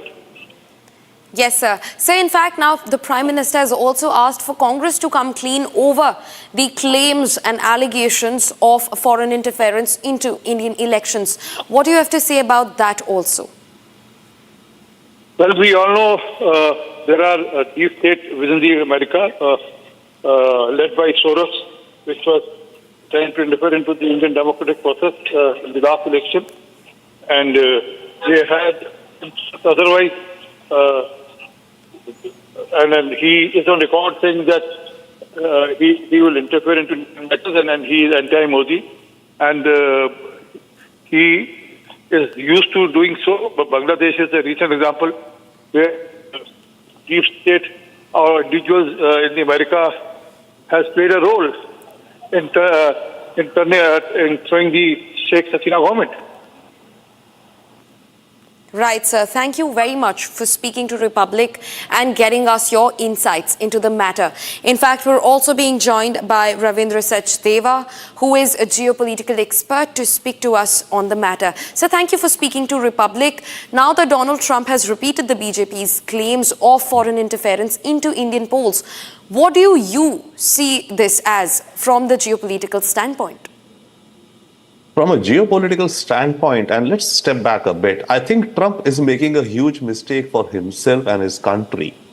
Okay, yes, the money of US aid, the $21 million, I think it was in the budget for this year for USAID, which DOJ identified and is cutting down. So yes, it is foreign interference in India's internal affairs, if that is the objective, right? Though USAID would say in bigger principles of democracy, to strengthen democracy, because America is, the beacon of democracy world over. That's why we do it. But the point is, this is this year's allocation. And I would think that if you go back even last 20 years, we will find that many times such payments would have been made. The point is, this is how America operates. This is how American intelligence, you could say, American soft power, they propagate. So what Trump is doing, by the way, of course, for India, we must investigate, right? How and where this money was supposed to be coming, because I think this was allocated, or maybe it has been given. I'm not very clear on that. And if given, to whom given, probably it'll be some non-profits in the US, the International Foundation for Electoral Systems. There's some such non-profits in the US who take money from USAID and then they work in India, either themselves or with some local NGOs in India for whatever is the money supposed to be. So that must be identified and tracked for us in this particular instance, right? But secondly, this is how America operates since the last 70 odd years. USAID was set up to promote notionally the idea of democracy in the world and American values. But in the guise of that, they run programs which promote America and America's image, and definitely yes, and America's political interests, and definitely yes, in some countries, depending upon wherever they are, the political environment, they, they infuse anti-government sentiments also. So for all we know, this 21 which was coming into India this year supposedly would have been infused maybe against the ruling government to kind of, somehow put them in a spot in terms, or maybe, influence the elections in terms of voter turnout. So that is very much to be investigated. But once again, I repeat, from the point of view of intelligence, a country's intelligence, Trump is actually compromising himself and his own country. Do we think that now Trump has said, okay, we are not going to give money for voter turnout in India, not in Bangladesh, etc. Do you think that 6 months down the line, the Trump government and American intelligence will not be spending monies to influence and shape opinion in other countries? They will be doing that. So Trump, in a way, has opened the Pandora's box for the world to become aware that this is what America does. Right. Sir, requesting you to continue being with us, we'll just shortly also take a quick listen in to what Prime Minister Narendra Modi had to say in April of 2024 regarding the same matter. Viewers, take a listen in. आजकल देश दुनिया के बड़े बड़े ताकतवर लोग मोदी को हटाने के लिए एकजुट हो गए हैं, लेकिन ये नारी शक्ति का आशीर्वाद है, मातृशक्ति का आशीर्वाद है, आपका सुरक्षा कवच है कि मोदी हर चुनौती से टकराते हुए चलता जा रहा है। कांग्रेस वालों का और दुनिया में बैठी कुछ ताकतों का माथा गर्म हो जाता है। अगर भारत शक्तिशाली हो गया तो कुछ ताकतों का खेल ही बिगड़ जाएगा। आज अगर भारत आत्मनिर्भर बन गया तो कुछ ताकतों की दुकान बंद हो जाएगी। इसलिए वो भारत में कांग्रेस और इंडी गठबंधन की कमजोर सरकार चाहते हैं। ऐसी कांग्रेस सरकार जो आपस में लड़ती रहे, जो घोटाले करती रहे। साथियों, कांग्रेस का इतिहास सत्ता के लालच में देश को तबाह करने का रहा है। Circling back to Robindra Sachdeva, who continues to join us on the broadcast. Sir, we spoke about what this means, the statement that has come in for US President Donald Trump. Also speak to us about what are the channels through which money of such huge amount, such robust money flows into India? Geopolitically, what are those channels and how is the US deep state able to tap into those channels? See, typically what happens, this money is budgeted into the USAID program. Then typically it's a non-profit to whom the money is given. Normally it's not given directly to a non-profit in the country, let's say in India. Typically, there's some non-profits in the US for a long time who've been, working on democracy, electoral reforms, or health reforms, or women's health, etc., right? They approach, and it's a tender, they get that contract, right? Now, in terms of electoral, there are two particular ones I know. One is International Foundation for Electoral Systems. In fact, they're the guys in controversy for a MOU with Qureshi Saheb, the former election commissioner, right? So IFES is one such, and there's another one too. There could be some other. They get that money. Then because things have to be done on the ground. So then they partner up with a non-profit or an NGO in the target country, let's say India. So in this, in this link, we have to find out who was the NGO with whom this IFES or the other or whoever got the USAID money worked. So that money comes to that non-profit in India typically, and then that non-profit does its work or spends the money on whatever the objectives are supposed to be. Now, one more thing I will say, let us look back. Okay, this $21 million is, I think, the money this year allocated. Let's look back and find out the last 10 years. Prime Minister Modi has been in power, let's say since 2014, and I will not be surprised that if every year some 10, 15, 20, maybe 5, some such numbers would have been given by USAID for this objective of voter turnout. That means it would have happened under the Trump 1 administration, it would have happened under Biden administration, and now it was ongoing also. So as I'm saying, this is part and parcel of the standard practice of the US, US propaganda in the world. So let's trace. You guys are India's top, investigative channel.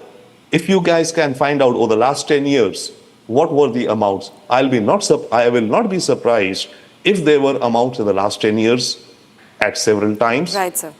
When Modi ji is the Prime Minister. So it's not just a one-off thing. It is right, a trend of American policy.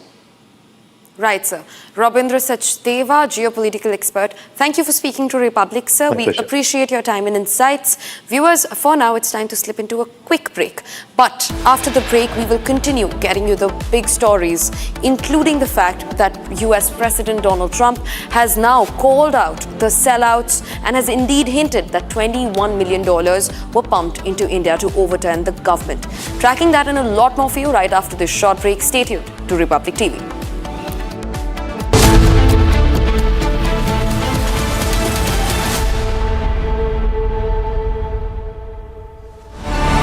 The Limitless India Youth Hackathon. Call for entries.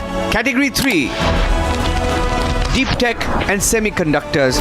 Deep Tech, which could be either quantum computing, futuristic materials, genomics, biotech engineering, is what is going to drive India's innovation and change for the next decade. So I'm very excited that Republic Media Network is organizing a hackathon called the Limitless Hackathon for Youth. And this is an opportunity for anyone under 30 to be able to come out there with your ideas on deep tech. So if you have that idea, if you strongly believe in it, please do send in your pictures.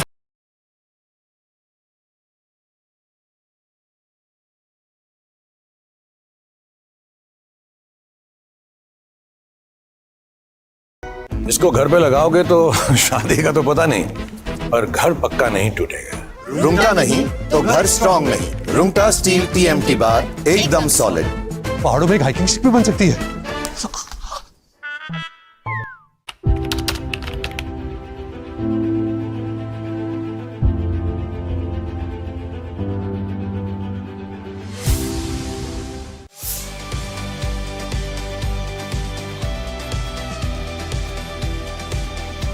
Hello, I'm Harish Salve. I'm delighted to hear of this new project Republic TV is bringing to India. One of the headings, I believe, is about equity and empowerment. India is full of talent. They need their moment in the sun. They need to be recognized, they need to be identified, and yes, they need to be praised. This event organized by Republic will do all three for the younger generation. All I would say in advance is hurrah.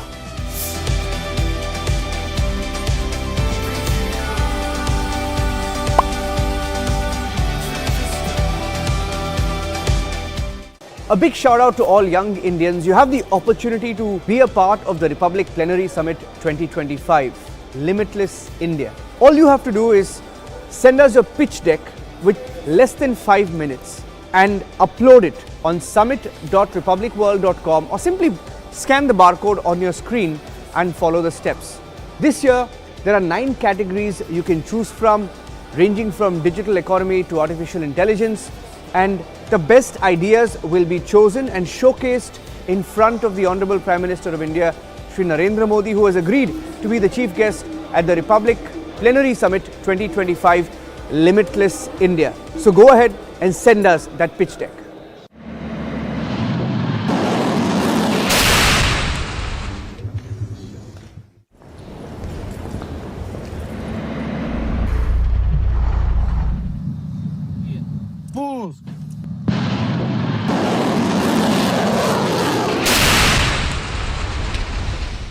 Президент Юрий Ушаков.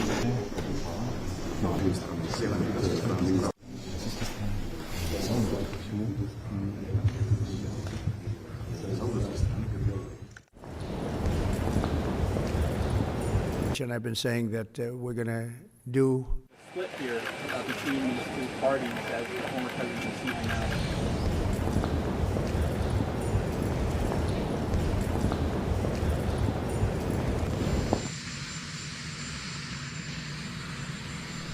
The Russia talks, your impression of how they went today, and if you're perhaps more confident or less confident of a deal after what happened today?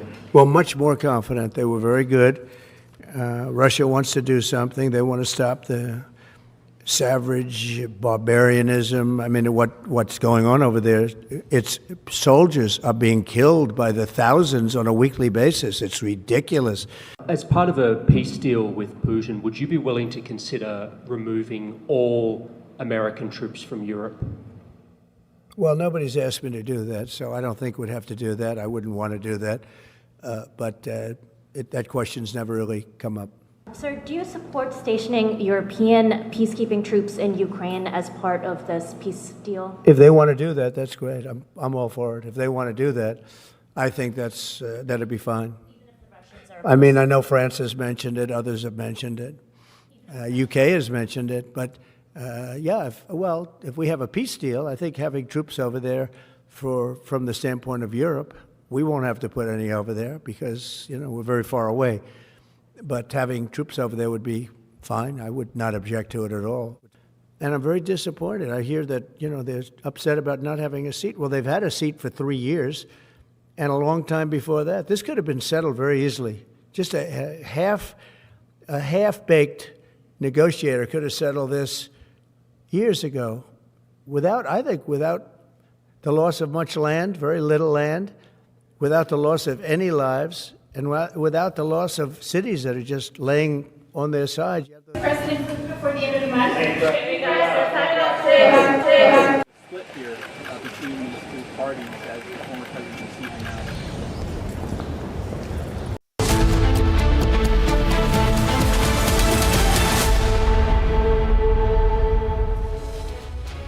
BJP MLA-elect Rekha Gupta, a first-time MLA from Shalimar Bagh, was sworn in as the 4th woman Chief Minister of Delhi at a mega event at the Lila Maidan. The party formed the government in Delhi after 27 long years, securing 48 seats in the 70-member Legislative Assembly. BJP MLAs Parvesh Verma, Ashish Sood, Manjinder Singh Sirsa, Ravi Raj Indraj Singh, Kapil Mishra and even Pankaj Kumar Singh took oath as ministers. Here's a complete report on the robust ceremony. Take a look.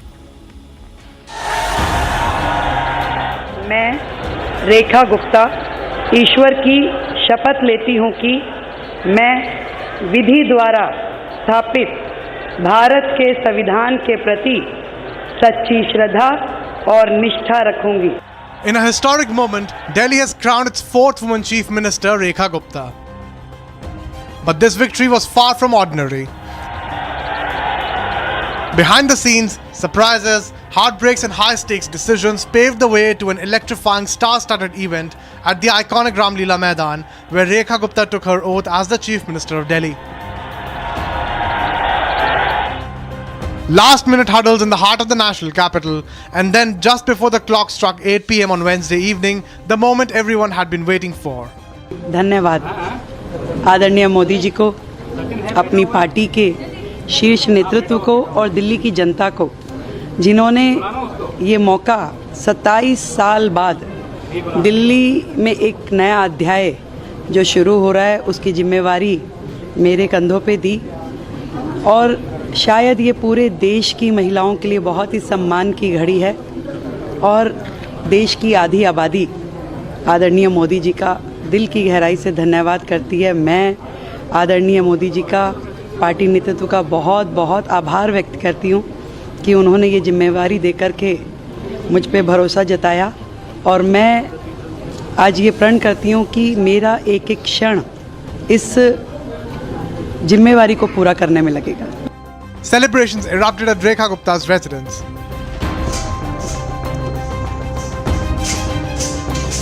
Shalimar Bagh, Rekha Gupta's home turf, was alive with the sound of dhol and excitement as the community's ladli beti assumed the highest office in the national capital.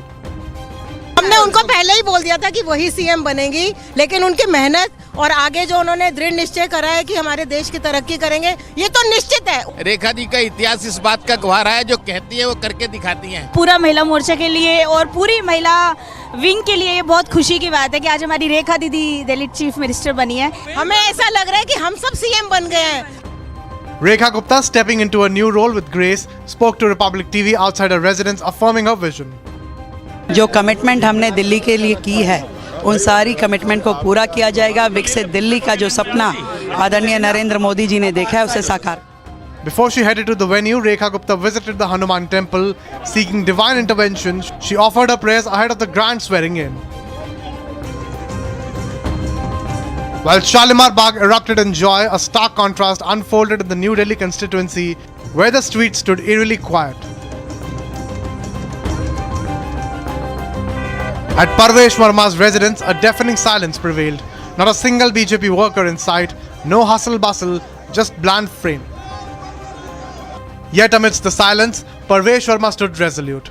He was among the 6 ministers who would take the oath alongside Gupta. With unwavering confidence, he assured that all is well within the BJP, casting aside any doubts. मैं आज खास तौर पर हमारे प्रधानमंत्री आदरणीय श्री नरेंद्र मोदी जी का, जिनके विकास के ऊपर में दिल्ली के लोगों ने विश्वास जताया और दिल्ली के लोगों को विश्वास है कि नरेंद्र मोदी जी के नेतृत्व में हम दिल्ली को दुनिया की सबसे सुंदर राजधानी बनाने में सफल होंगे।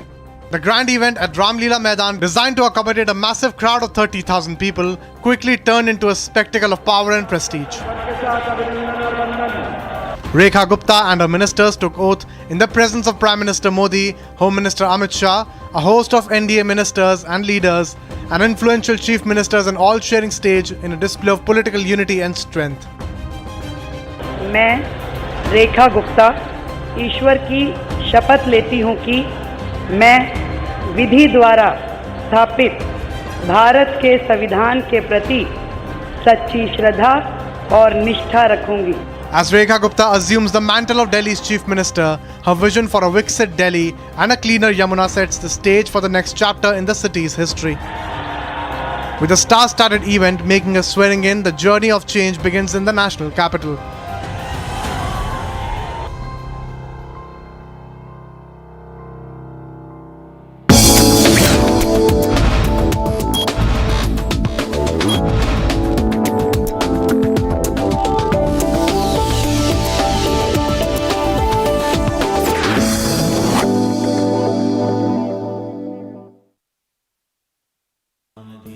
Amity has been ranked India's #1 private university in the recently released Education World Rankings. A testimony to Amity's globally benchmarked standards in education.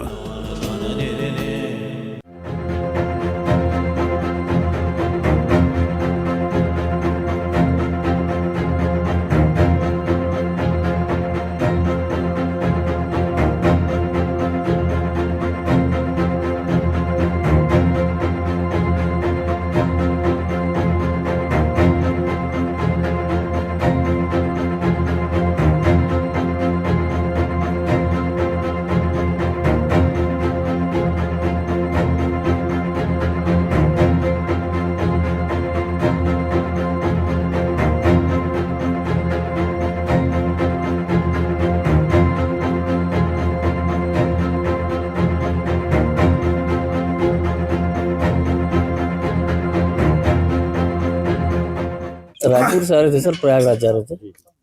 कैसे दुर्घटना हो गई सर? दुर्घटना मतलब ट्रेलर खड़ी थी, बस वाले ने पीछे से ठोक दिया। ये बॉर्डर में ही है, छत्तीसगढ़ और यूपी का बॉर्डर, वहीं पे। सो रहे थे, जाग रहे थे? हल्का हल्का जाग भी रहे थे, सो रहे थे झपकी टाइप, क्योंकि 20 मिनट पहले हम लोग चाय पिए थे पेंड्रा में, वहां से निकले थे। शायद ड्राइवर चेंज किया, वो दूसरा ड्राइवर चलाया, रफ चला रहा था ड्राइवर, जाके ठोक दिया। किसकी गलती? ड्राइवर की गलती सर। और ट्रेलर भी जो ट्रेलर खड़ी थी रोड में, ये संभाल नहीं पाया, स्पीड में था, संभाल नहीं पाया।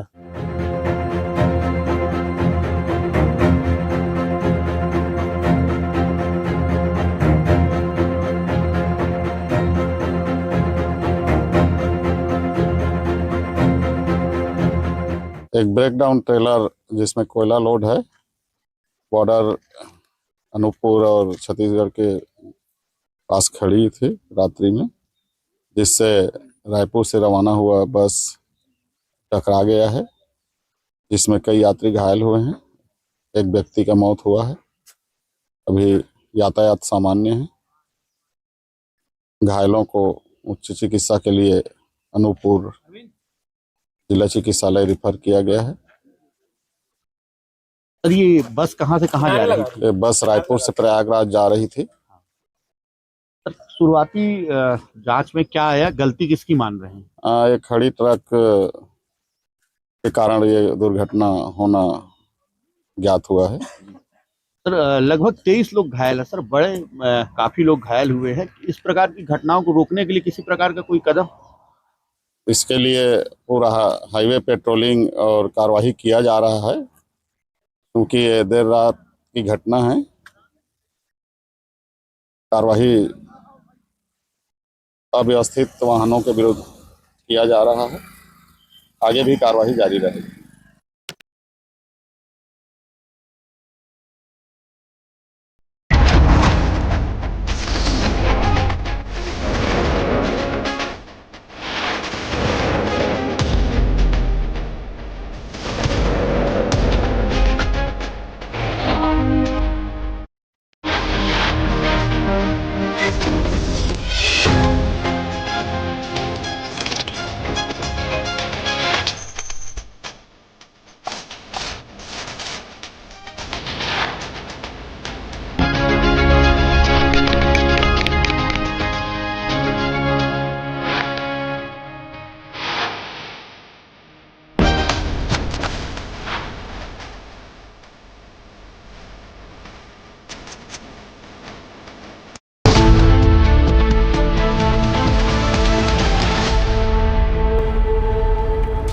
Good afternoon, viewers. You're watching Republic TV and I'm Rakta Mishra with you. Donald Trump has once again called out the sellout. In fact, he says that he should be telling the Indian government about it. This is, of course, a confirmation of meddling in the polls in India, viewers. We'll tell you more on that, but first the headlines. And $21 million for voter turnout in India. What do we need to spend $21 million for voter turnout in India? Wow, $21 million. I guess they were trying to get somebody else elected. Well, we ought to tell the Indian government. Trump calls out the sellout, says $21 million sanctioned by the USA to influence voter turnout in Indian elections and overturn the government.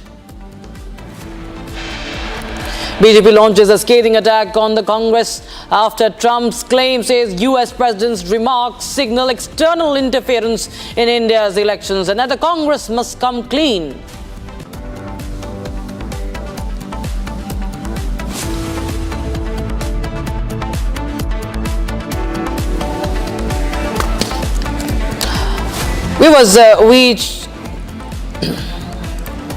We start with some breaking news coming in as we speak right now. This is coming in from Karnataka, where the Karnataka Pradesh Congress Committee has now formally requested the Chief Minister Siddaramaiah to reduce the working hours for government employees during Ramadan, urging the implementation of a policy similar to that of Telangana. So Ramzan leave now after Telangana, after Andhra, now in Karnataka has been requested, led by the KPCC Vice President Hussain. Appeal seeks a 1-hour evening leave for Muslim government employees to accommodate the fasting schedules, similar to Telangana's 2-hour evening leave policy.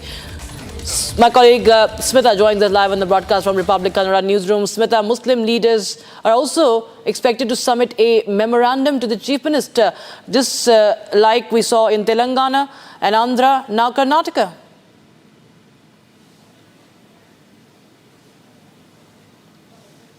Exactly. See, if it was only purely religious memorandum which was, planned to give to Chief Minister, the matter wouldn't have been this serious. But the KPCC Vice President himself, KPCC Vice President Hussain himself has spoken to Republic Kannada regarding this, saying that people in Karnataka, that too Muslim voters in Karnataka, have given an en masse support to Congress party in the elections previously. So, likewise, like in Telangana and Andhra Pradesh, also in Karnataka, there should be some special provisions given to Muslim religion and the voters belonging to the community. For this own reason, this same purpose, he also said that there should be this concession in the working hours during the Ramadan period, like the Telangana and the Andhra government have given the concession in the working hour for the government employees. This is not for any private firm or for any religious institutions, but this is for the government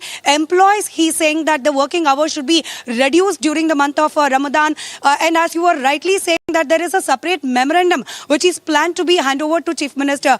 Now, when the KPCC Vice President himself is ready to, give these kind of memorandum along with the Muslim leaders to the Chief Minister, who is also the leader of the Congress Party, will the Congress Party leaders, that is Siddaramaiah, object or reject this memorandum is a bigger question which has to be waited and watched. But this is purely, as he was speaking, Hussein, the Vice President of KPCC, was speaking to Republic Kannada, has clearly told that this should be a special provision given to voters as a token of thanksgiving for the en masse support that they have given in the previous election. So this has triggered the political conversation between the Congress and the BJP party. BJP MLC Keshav Prasad has clearly objected this, calling it yet again the Congress party is trying to sympathize their voters, that is Muslim community voters, by giving the special concession in the working hours of the government employees. Right. Right. In fact, this is, of course, something that is being questioned by the BJP as well. The BJP has hit back at the Telangana government as well, calling it appeasement politics. Even now, Andhra Pradesh government that is led by Chandrababu Naidu, who is part of the ND, has also issued that notification allowing all Muslim employees, including those on contract and working in village ward secretariats, to leave an hour before closing time. Now we have Karnataka's Congress Pradesh chief also requesting a summit. MLC Keshav Prasad is joining us on the phone line for more. All right, in fact, he has reacted on camera. Take a listen into what he said. See, the Telangana government has already given permission for the minorities to celebrate Ramzan month. This is totally against to the rules and regulations of government servants. Each and every community has got its own faith and it can celebrate the festivals. But giving permission to celebrate it is totally unacceptable. Even Hindus, they celebrate Navratri. During Navratri, no Hindu organization has asked for this type of benefits. That's why this type of appeasement politics should not be entertained. It should be curtailed. The same thing is being asked in Karnataka also by a KPCC member. This has to be taken seriously and we urge the government not to entertain all these things. BJP Karnataka opposes this tooth and nail. All right, we have some breaking news coming in right now. Samajwadi Party chief Akhilesh Yadav has slammed Uttar Pradesh budget. The SP chief says, and I quote, "The budget lacks vision and it does not fulfill any promises mentioned in the manifesto." Yogi government's budget lacking vision, says Akhilesh Yadav. Remember, there have been some big announcements made by Yogi Adityanath government as they present the budget today, and many of the highways, expressways are also planned for Uttar Pradesh. If we talk about the UP budget, there is, of course, highlighting of highways, roadways, of course, for Purvanchal as well. Take a listen in, viewers, what Akhilesh Yadav said. ये जो budget है, इनके घोषणा पत्र से कोई तालमेल नहीं बनता इनका। इस बजट का और इससे पहले बजटों का कोई फोकस नहीं रहा। बिना विजन के बजट आए हैं। कोई रोड मैप तैयार नहीं था सरकार का कि किस दिशा में हम लोगों को उत्तर प्रदेश को ले जाना है, और कोई क्लैरिटी नहीं है बजटों में कि हम किसान या जो बेसिक चीजें हैं, लोगों की जरूरतें हैं, उनको कैसे किया जाए। All right, viewers, now US President Donald Trump has intensified his criticism of the now cancelled $21 million voter turnout initiative in India the day after defeating the actions of the Doge, his administration's cost-cutting team. He implied that the money might have been used to influence the election in favor of a specific candidate. He's talking about India here. Trump has indicated that sellouts may have been attempting to elect somebody else and that the government of India should know about it. Take a listen to Donald Trump.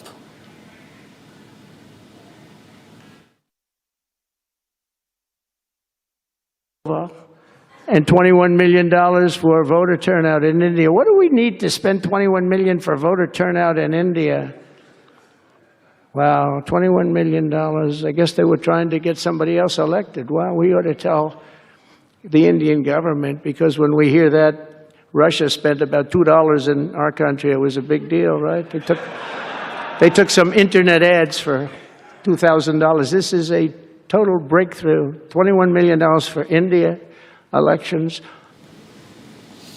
And in fact, we have more reactions coming. In fact, viewers will try and show you how Prime Minister had in fact back in April in 2024 during the Lok Sabha elections campaign had hinted at a foreign conspiracy, foreign interference and a foreign hand to trying to remove him from power. Listen in.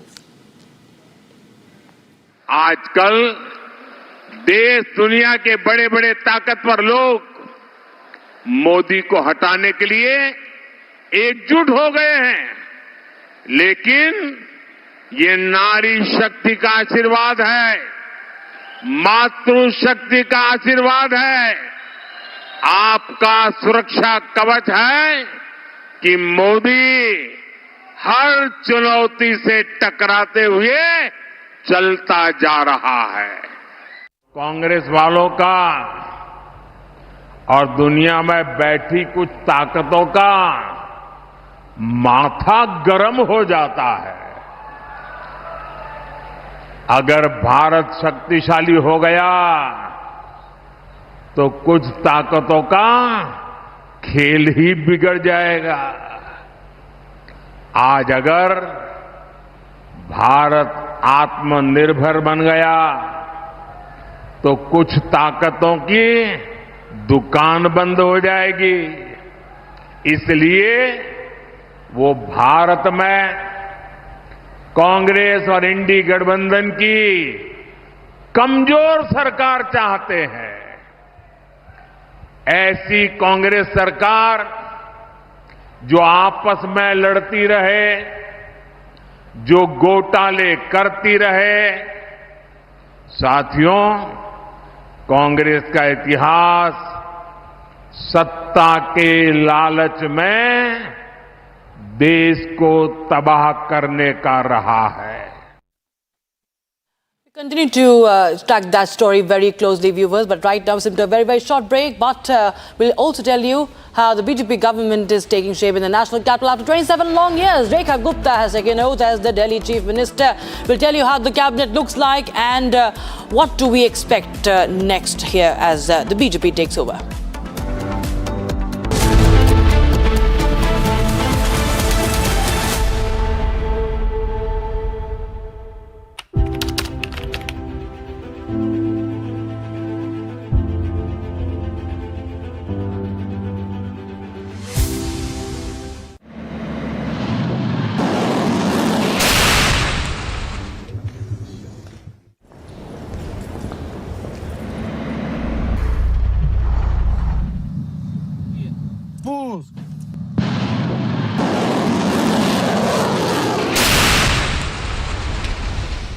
Президент Юрий Ушаков.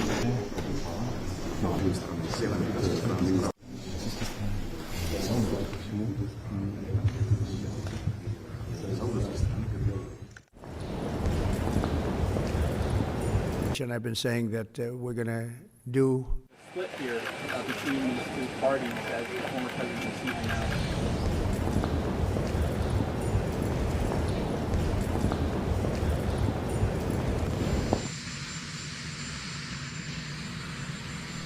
The Russia talks, your impression of how they went today, and if you're perhaps more confident or less confident of a deal after what happened today?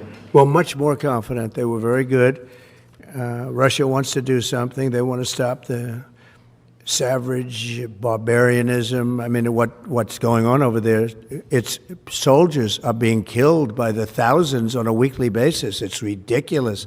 As part of a peace deal with Putin, would you be willing to consider removing all American troops from Europe?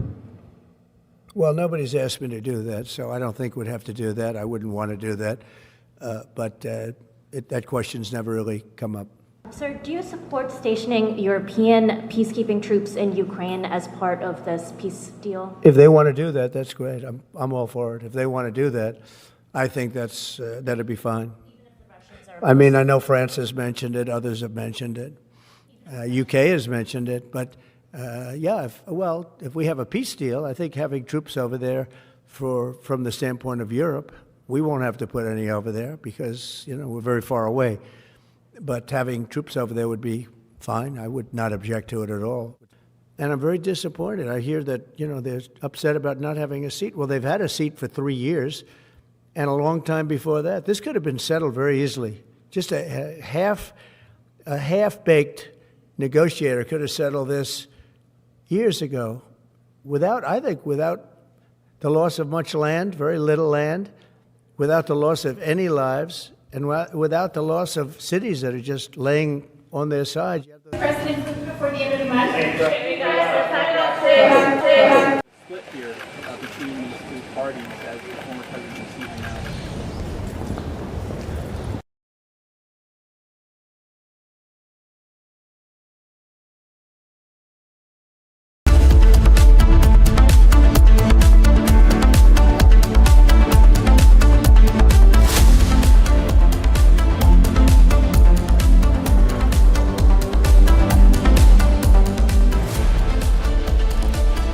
Good evening, ladies and gentlemen. Tonight I come to you with a major network announcement. And this is something that we have been all planning and working on at the Republic Media Network for a while now, on how we can use your beloved network and an influential platform like Republic to build a limitless India. As of now, 900 million of you worldwide are believers in the Republic Media Network. 900 million cumulatively, that is more than the population of 99% of the countries on this planet. So what can you and we at Republic do together, dear viewers? You who are the real strength of Republic.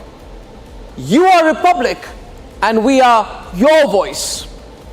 Dear viewers, it is you. I'm delighted that the Republic TV is doing a program which is titled appropriately Limitless India, which includes Inclusive India. India has been limitless in thought because it never circumscribed its thoughts that this is the only way to go. We are limitless in our thought, in our reach, in our inclusiveness. And I am happy that such a great initiative is being undertaken. All my best wishes and blessings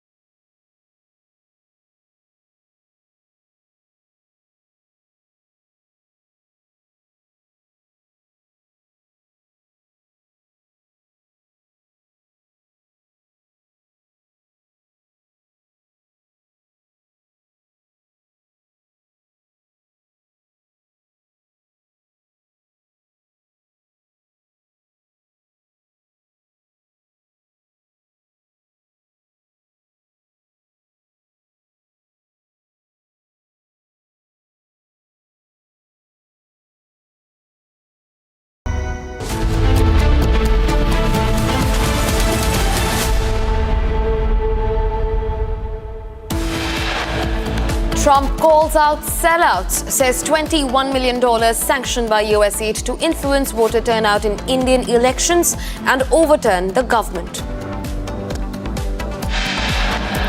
BJP launches scathing attack on the Congress after Trump's claim, says US President's remarks signal external interference in India's elections and that the Congress must come clean.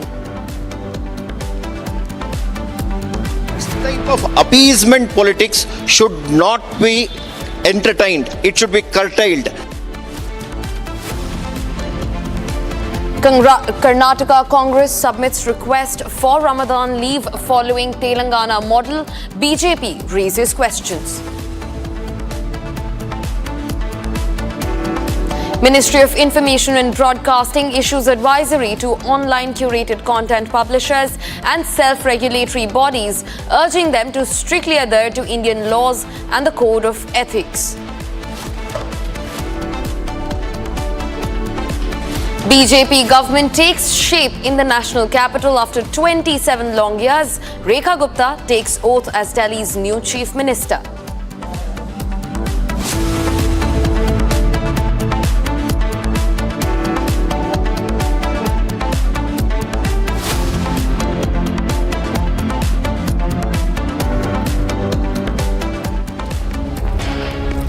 Hello and a very warm welcome. It's 4 in the evening. You're watching Republic TV. I'm Gesu Bharadwaj and we're straight up cutting across to some fresh breaking news that we're tracking at this hour.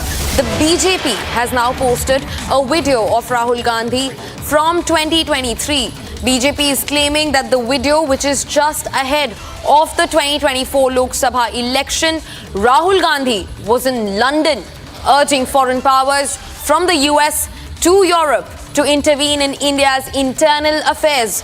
Rahul is seen urging in the video is what the BJP has claimed. Now, this comes fresh at the heels of US President Donald Trump's remarks hinting at a foreign interference into the Indian elections. And now the BJP, which first made this claim, has said, posting a video of Rahul Gandhi from 2023, that the video, which is just ahead of the 2024 Lok Sabha elections, Rahul Gandhi, the leader of opposition in Parliament, was in London urging foreign powers from US to Europe to intervene in India's internal affairs. Listen into this.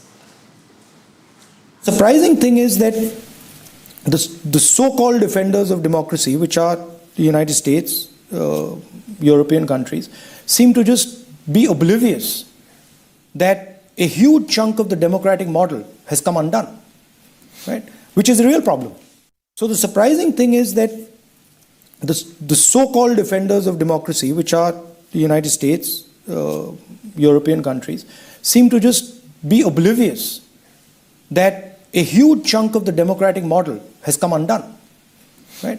Which is a real problem. So the surprising thing is that the so-called defenders of democracy, which are the United States, European countries, seem to just be oblivious that a huge chunk of the democratic model has come undone, right? Which is a real problem. So the surprising thing is that the so-called defenders of democracy, which are the United States, European countries, seem to just be oblivious that a huge chunk of the democratic model has come undone, right? Which is a real problem.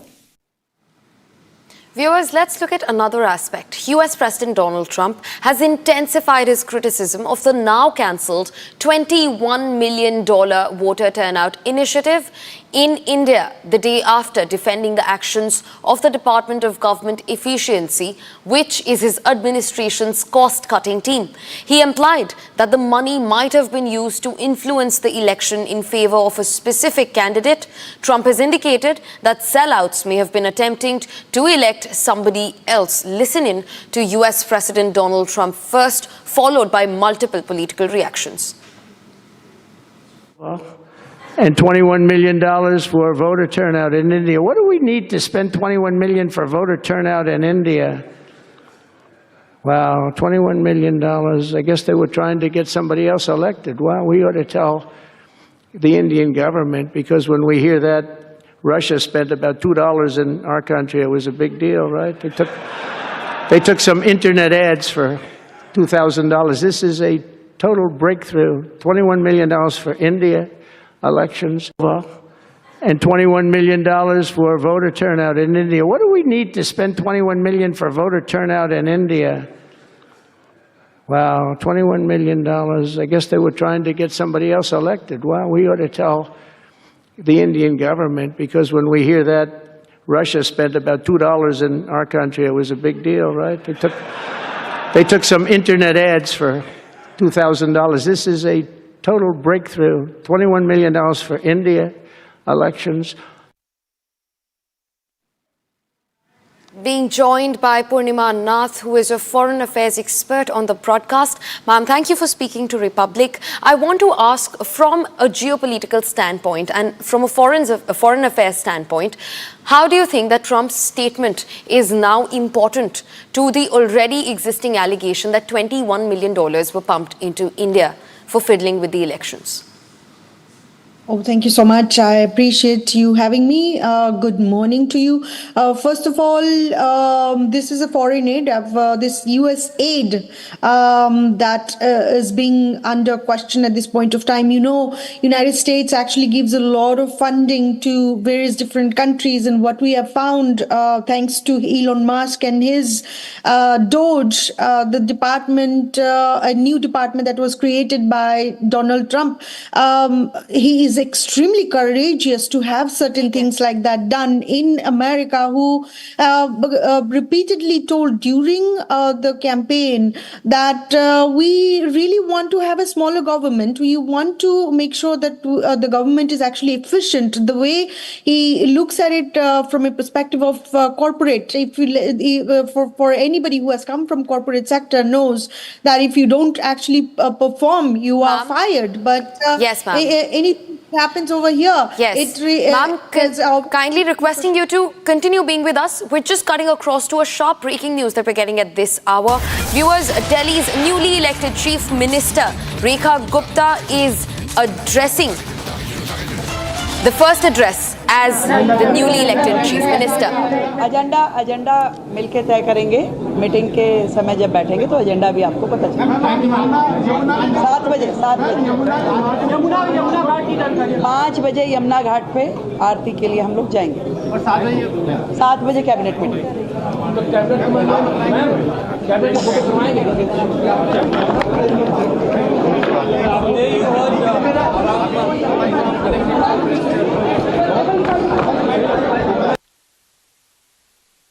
The first cabinet meeting after the election of the newly appointed Chief Minister Rekha Gupta. The ceremony for which just happened just today morning at the Lila Maidan in the national capital. Those are the first shots of Rekha Gupta as the Chief Minister meeting her cabinet, discussing mission after the oath taking. Ma'am, coming back to you, we're cutting across once again to Purnima, who continues to join us on the broadcast. Ma'am, kindly pick up from where you had last left. Please talk to us about the matter. Of course, thank you so much. What I was specifically talking about is how the government should really perform, the comparison with the government versus private companies, where if you don't perform, obviously you are going to be fired. But this obviously doesn't happen in government sector. If you are hired for life. And this is what we have seen in several different countries, in fact, in India as well. But unfortunately, this is a massive waste of funding, and that funds can actually go to betterment of the society, the people. You can build roads, you can build airports, you can build schools, colleges, hospitals.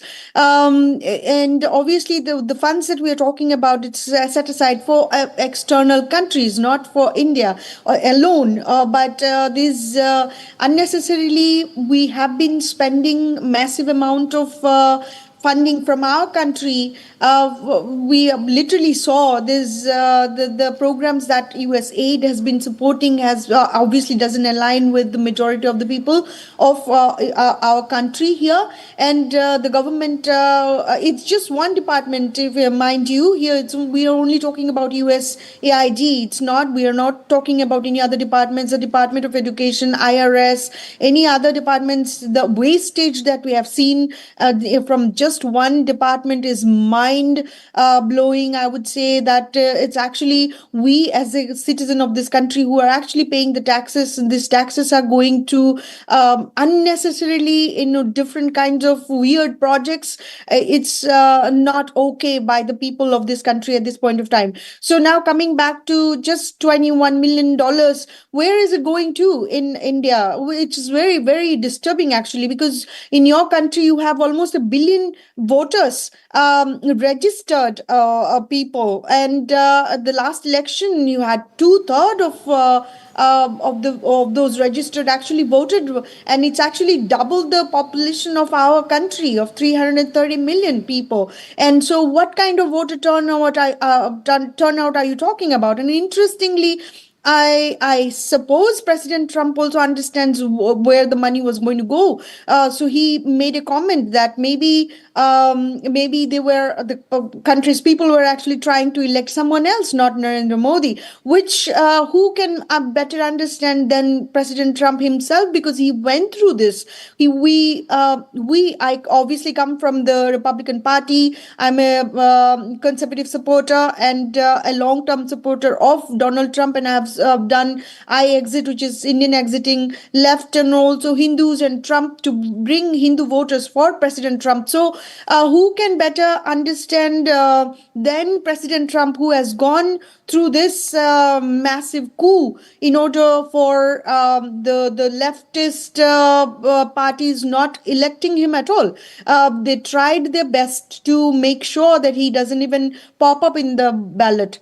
And it's just not from the election process, but before then, obviously, from a indictment perspective, he is now a convicted felon, and that's how they refer to him. So it's a massive agenda that we actually, as a people, a grassroots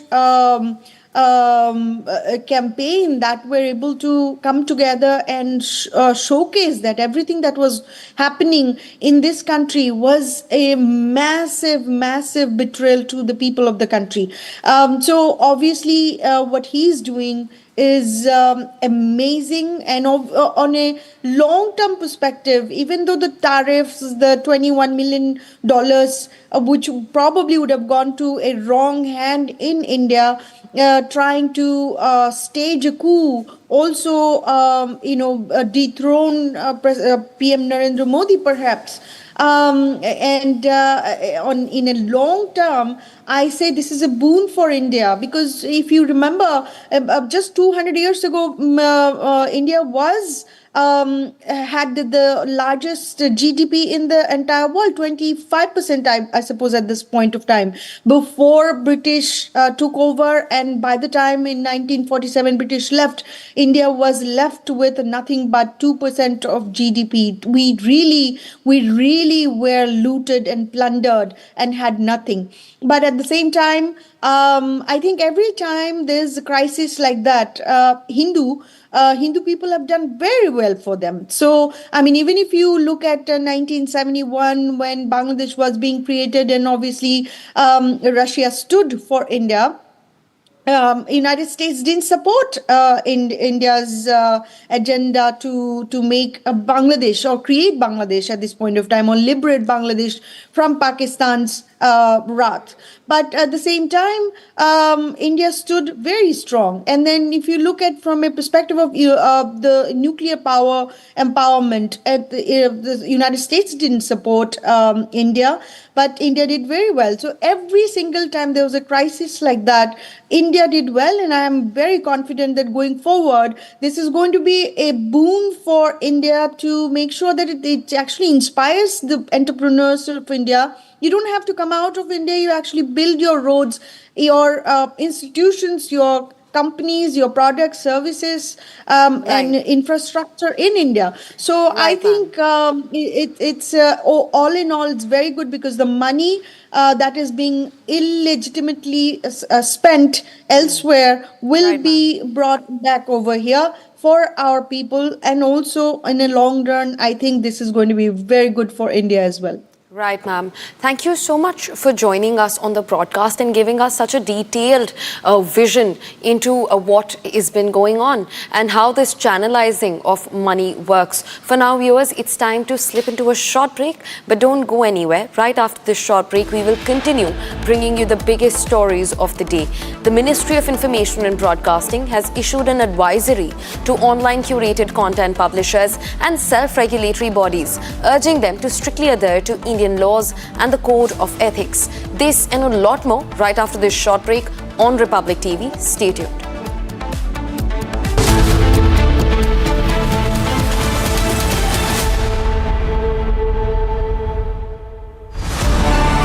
The Limitless India Youth Hackathon. Call for entries. Category 2. Reclaiming history, culture and tradition. Janani Janma Bhumischa Swargadapi Gariyasi. It is indeed a big moment of fortune and pride that we are all a part of this Bharata Desham. Reclaiming our Indian history, culture and tradition is one of the very many areas that this hackathon is being organized. Those youth under 30 are welcome to participate. Submit your entries by the 28th of February. Those of your innovative, research-driven, out-of-the-box ideas shall be reviewed by us, and those of you who are selected will get to present your ideas in Bharata Mandapam, New Delhi, in the august presence of the Honorable Prime Minister of India, Shri Narendra Modi.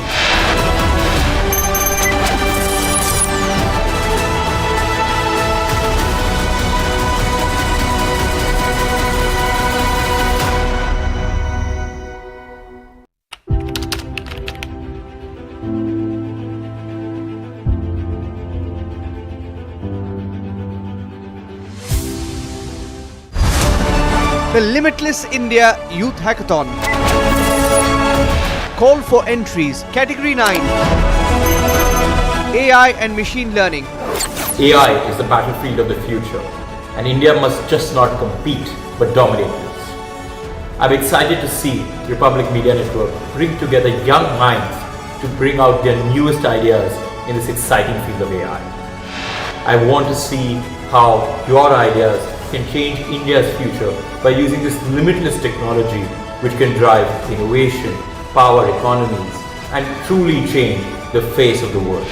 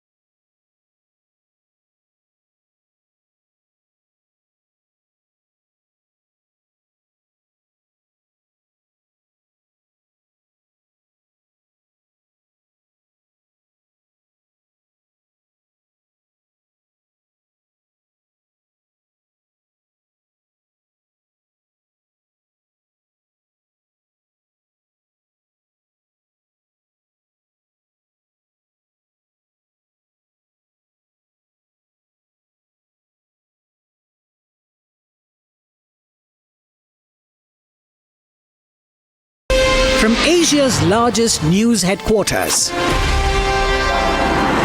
Setting the agenda for Bharat.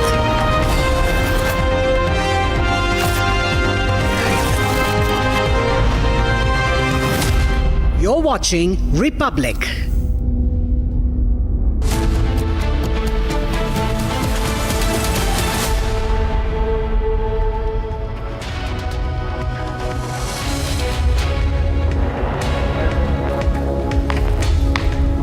Hello and a very warm welcome. You're watching Republic TV. I'm Gesu Bharadwaj, and the national capital has gotten its new chief minister, Rekha Gupta from the BJP. Viewers, cutting across to a fresh breaking news that we're getting at this hour. Take a look.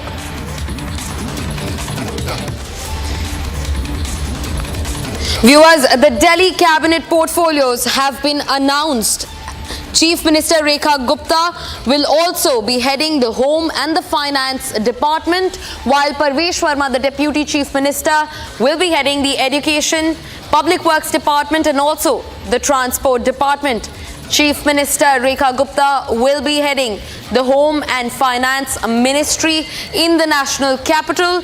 As the Delhi cabinet portfolios have now been announced, comes fresh at the heels of the oath-taking ceremony of the national capital's newly elected Chief Minister, Rekha Gupta. Deputy Chief Minister Parvesh Verma will retain the Education, PWD, which is the Public Works Department, and also the Transport Department. Meanwhile, Rekha Gupta will be heading the Home and Finance Minister. Manjinder Singh Sirsa will be Delhi's Health Minister, being joined by Aishwarya Kapoor to get us more updates onto the matter. Delhi cabinet portfolios have now been announced. Chief Minister Rekha Gupta to retain the Home Ministry and also the Finance Ministry. Aishwarya, tell us more about this.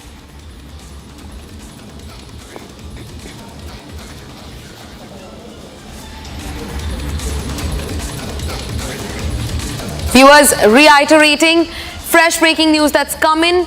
Parvesh Verma, the Deputy Chief Minister, will be retaining the Education, Public Works Department and also the Transport Department.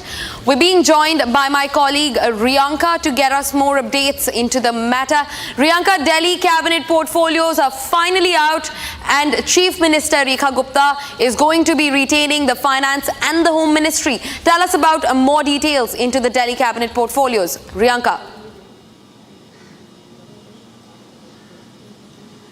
That's right. Soon after the mega oath-taking ceremony, now the portfolios have also been released. What we know so far as per the details is the Delhi Chief Minister Rekha Gupta will be keeping with her the Home Ministry as well as the Finance Ministry. On the other hand, we know Parvesh Singh Sahib, who is of course the Deputy Chief Minister of the National Capital, he has with him the Education Ministry, the Transport Ministry as well as the PWD Ministry with him. So that is the latest as far as we understand about the portfolios that have been allocated to the leaders who have taken oath today in the Delhi cabinet. And very, very crucial to understand here that the Home Ministry and the Finance Ministry have been kept with the Chief Minister herself, and on the other hand it will be of course the Education Ministry earlier, which was held by Aam Aadmi Party leader Atishi, that has now been given to Parvesh Verma, the Deputy Chief Minister. In fact, on the other hand, he will be keeping the Transport Ministry as well, which was earlier held by Kailash Gehlot when he was in the Aam Aadmi Party. Now, this portfolio has been allocated to Parvesh Verma, as well as the PWD section also will be in fact taken by him. On the other hand, Kapil Mishra will be taking in the water, tourism and the Sanskrit Mantralaya is what we are getting to know. And Manjinder Singh Sirsa will be of course taking in the Health Ministry is what we are given to understand at the moment. So these are the latest developments coming in as and when I'm reading it for our viewers. Parvesh Verma has been given the position of the Deputy Chief Minister. CM Rekha Gupta has been allocated with the Home Ministry and the Finance Ministry. And Parvesh Verma will be keeping in Education Ministry, Transport and the PWD Ministry. Kapil Mishra will be taking in the water ministry, the tourism ministry, and the Sanskrit ministry, the cultural ministry, to be precise about. And Manjinder Singh Sirsa will be, has been allocated the health ministry so far. These are the portfolios that we are understanding at the moment. Right, Priyanka. In fact, Ashish Sood is also all set to head the Environment Ministry, and also Chief Minister Rekha Gupta, like you rightly pointed out, will be retaining the Finance and the Home Ministry. Viewers, fresh at the heels of the oath-taking comes the allocation for cabinet portfolios in Delhi.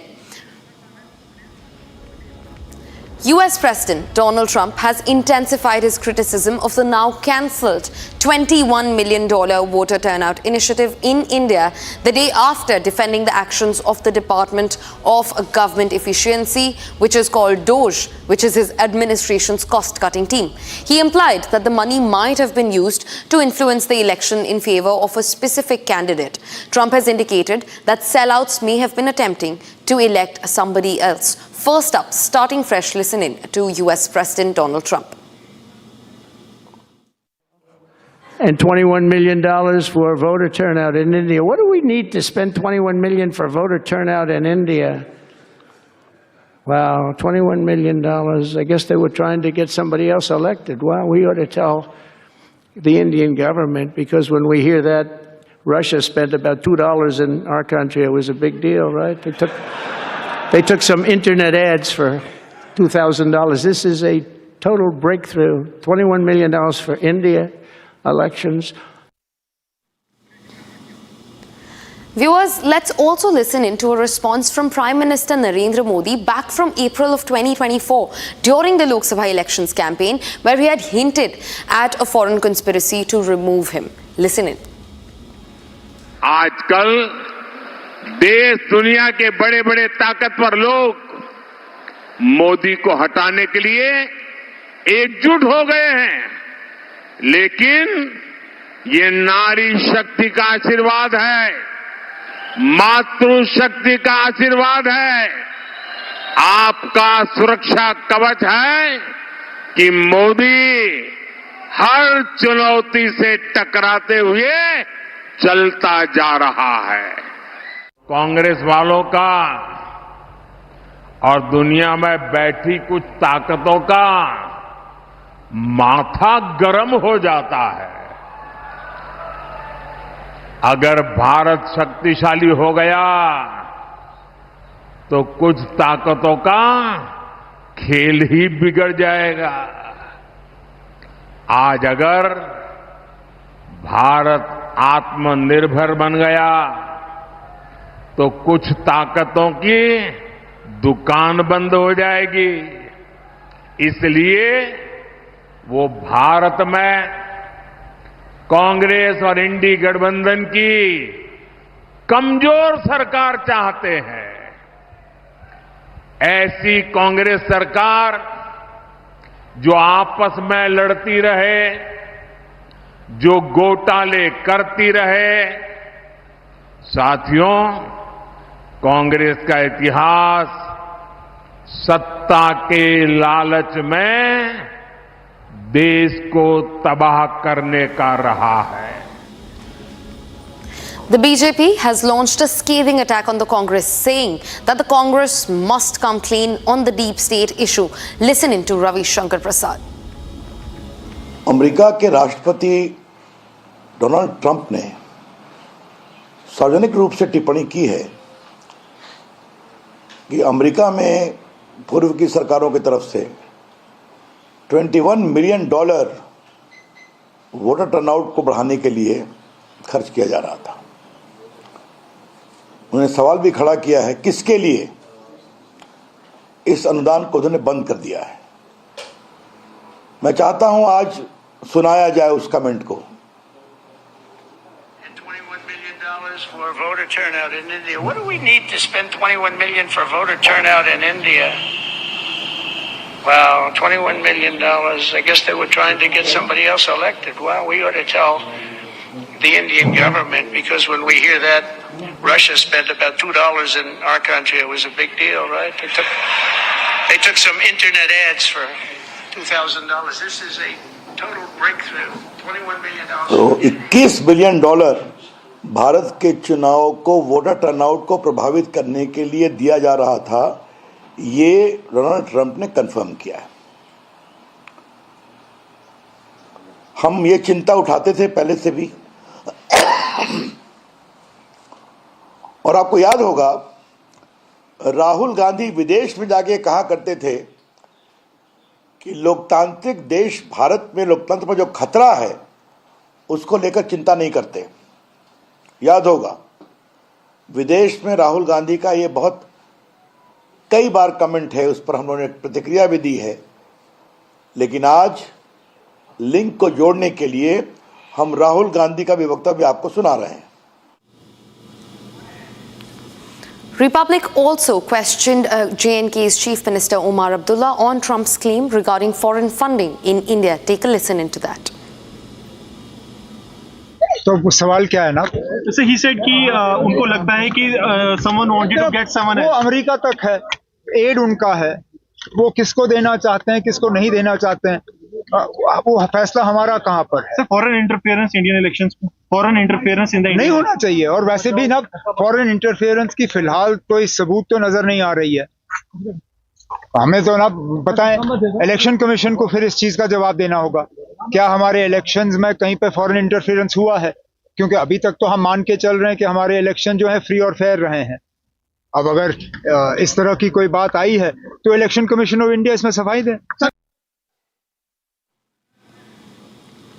Well, US President Donald Trump has confirmed by hinting that indeed $21 million were pumped into India to fiddle around with the Indian elections and to bring somebody else to power, especially in the favor of a particular candidate. We're tracking this closely and a lot more for you right on Republic TV after this short break. Stay tuned and don't go anywhere.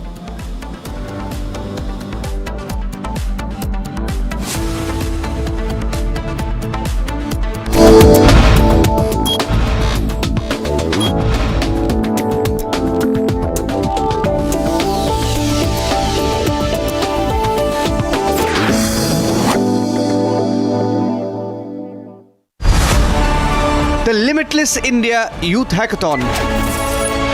Call for entries. Category 3. Deep Tech and Semiconductors.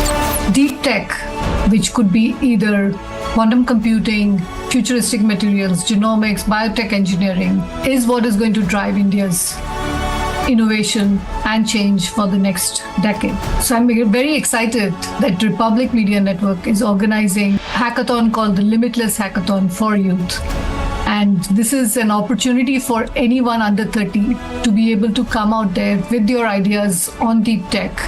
So if you have that idea, if you strongly believe in it, please do send in your picture.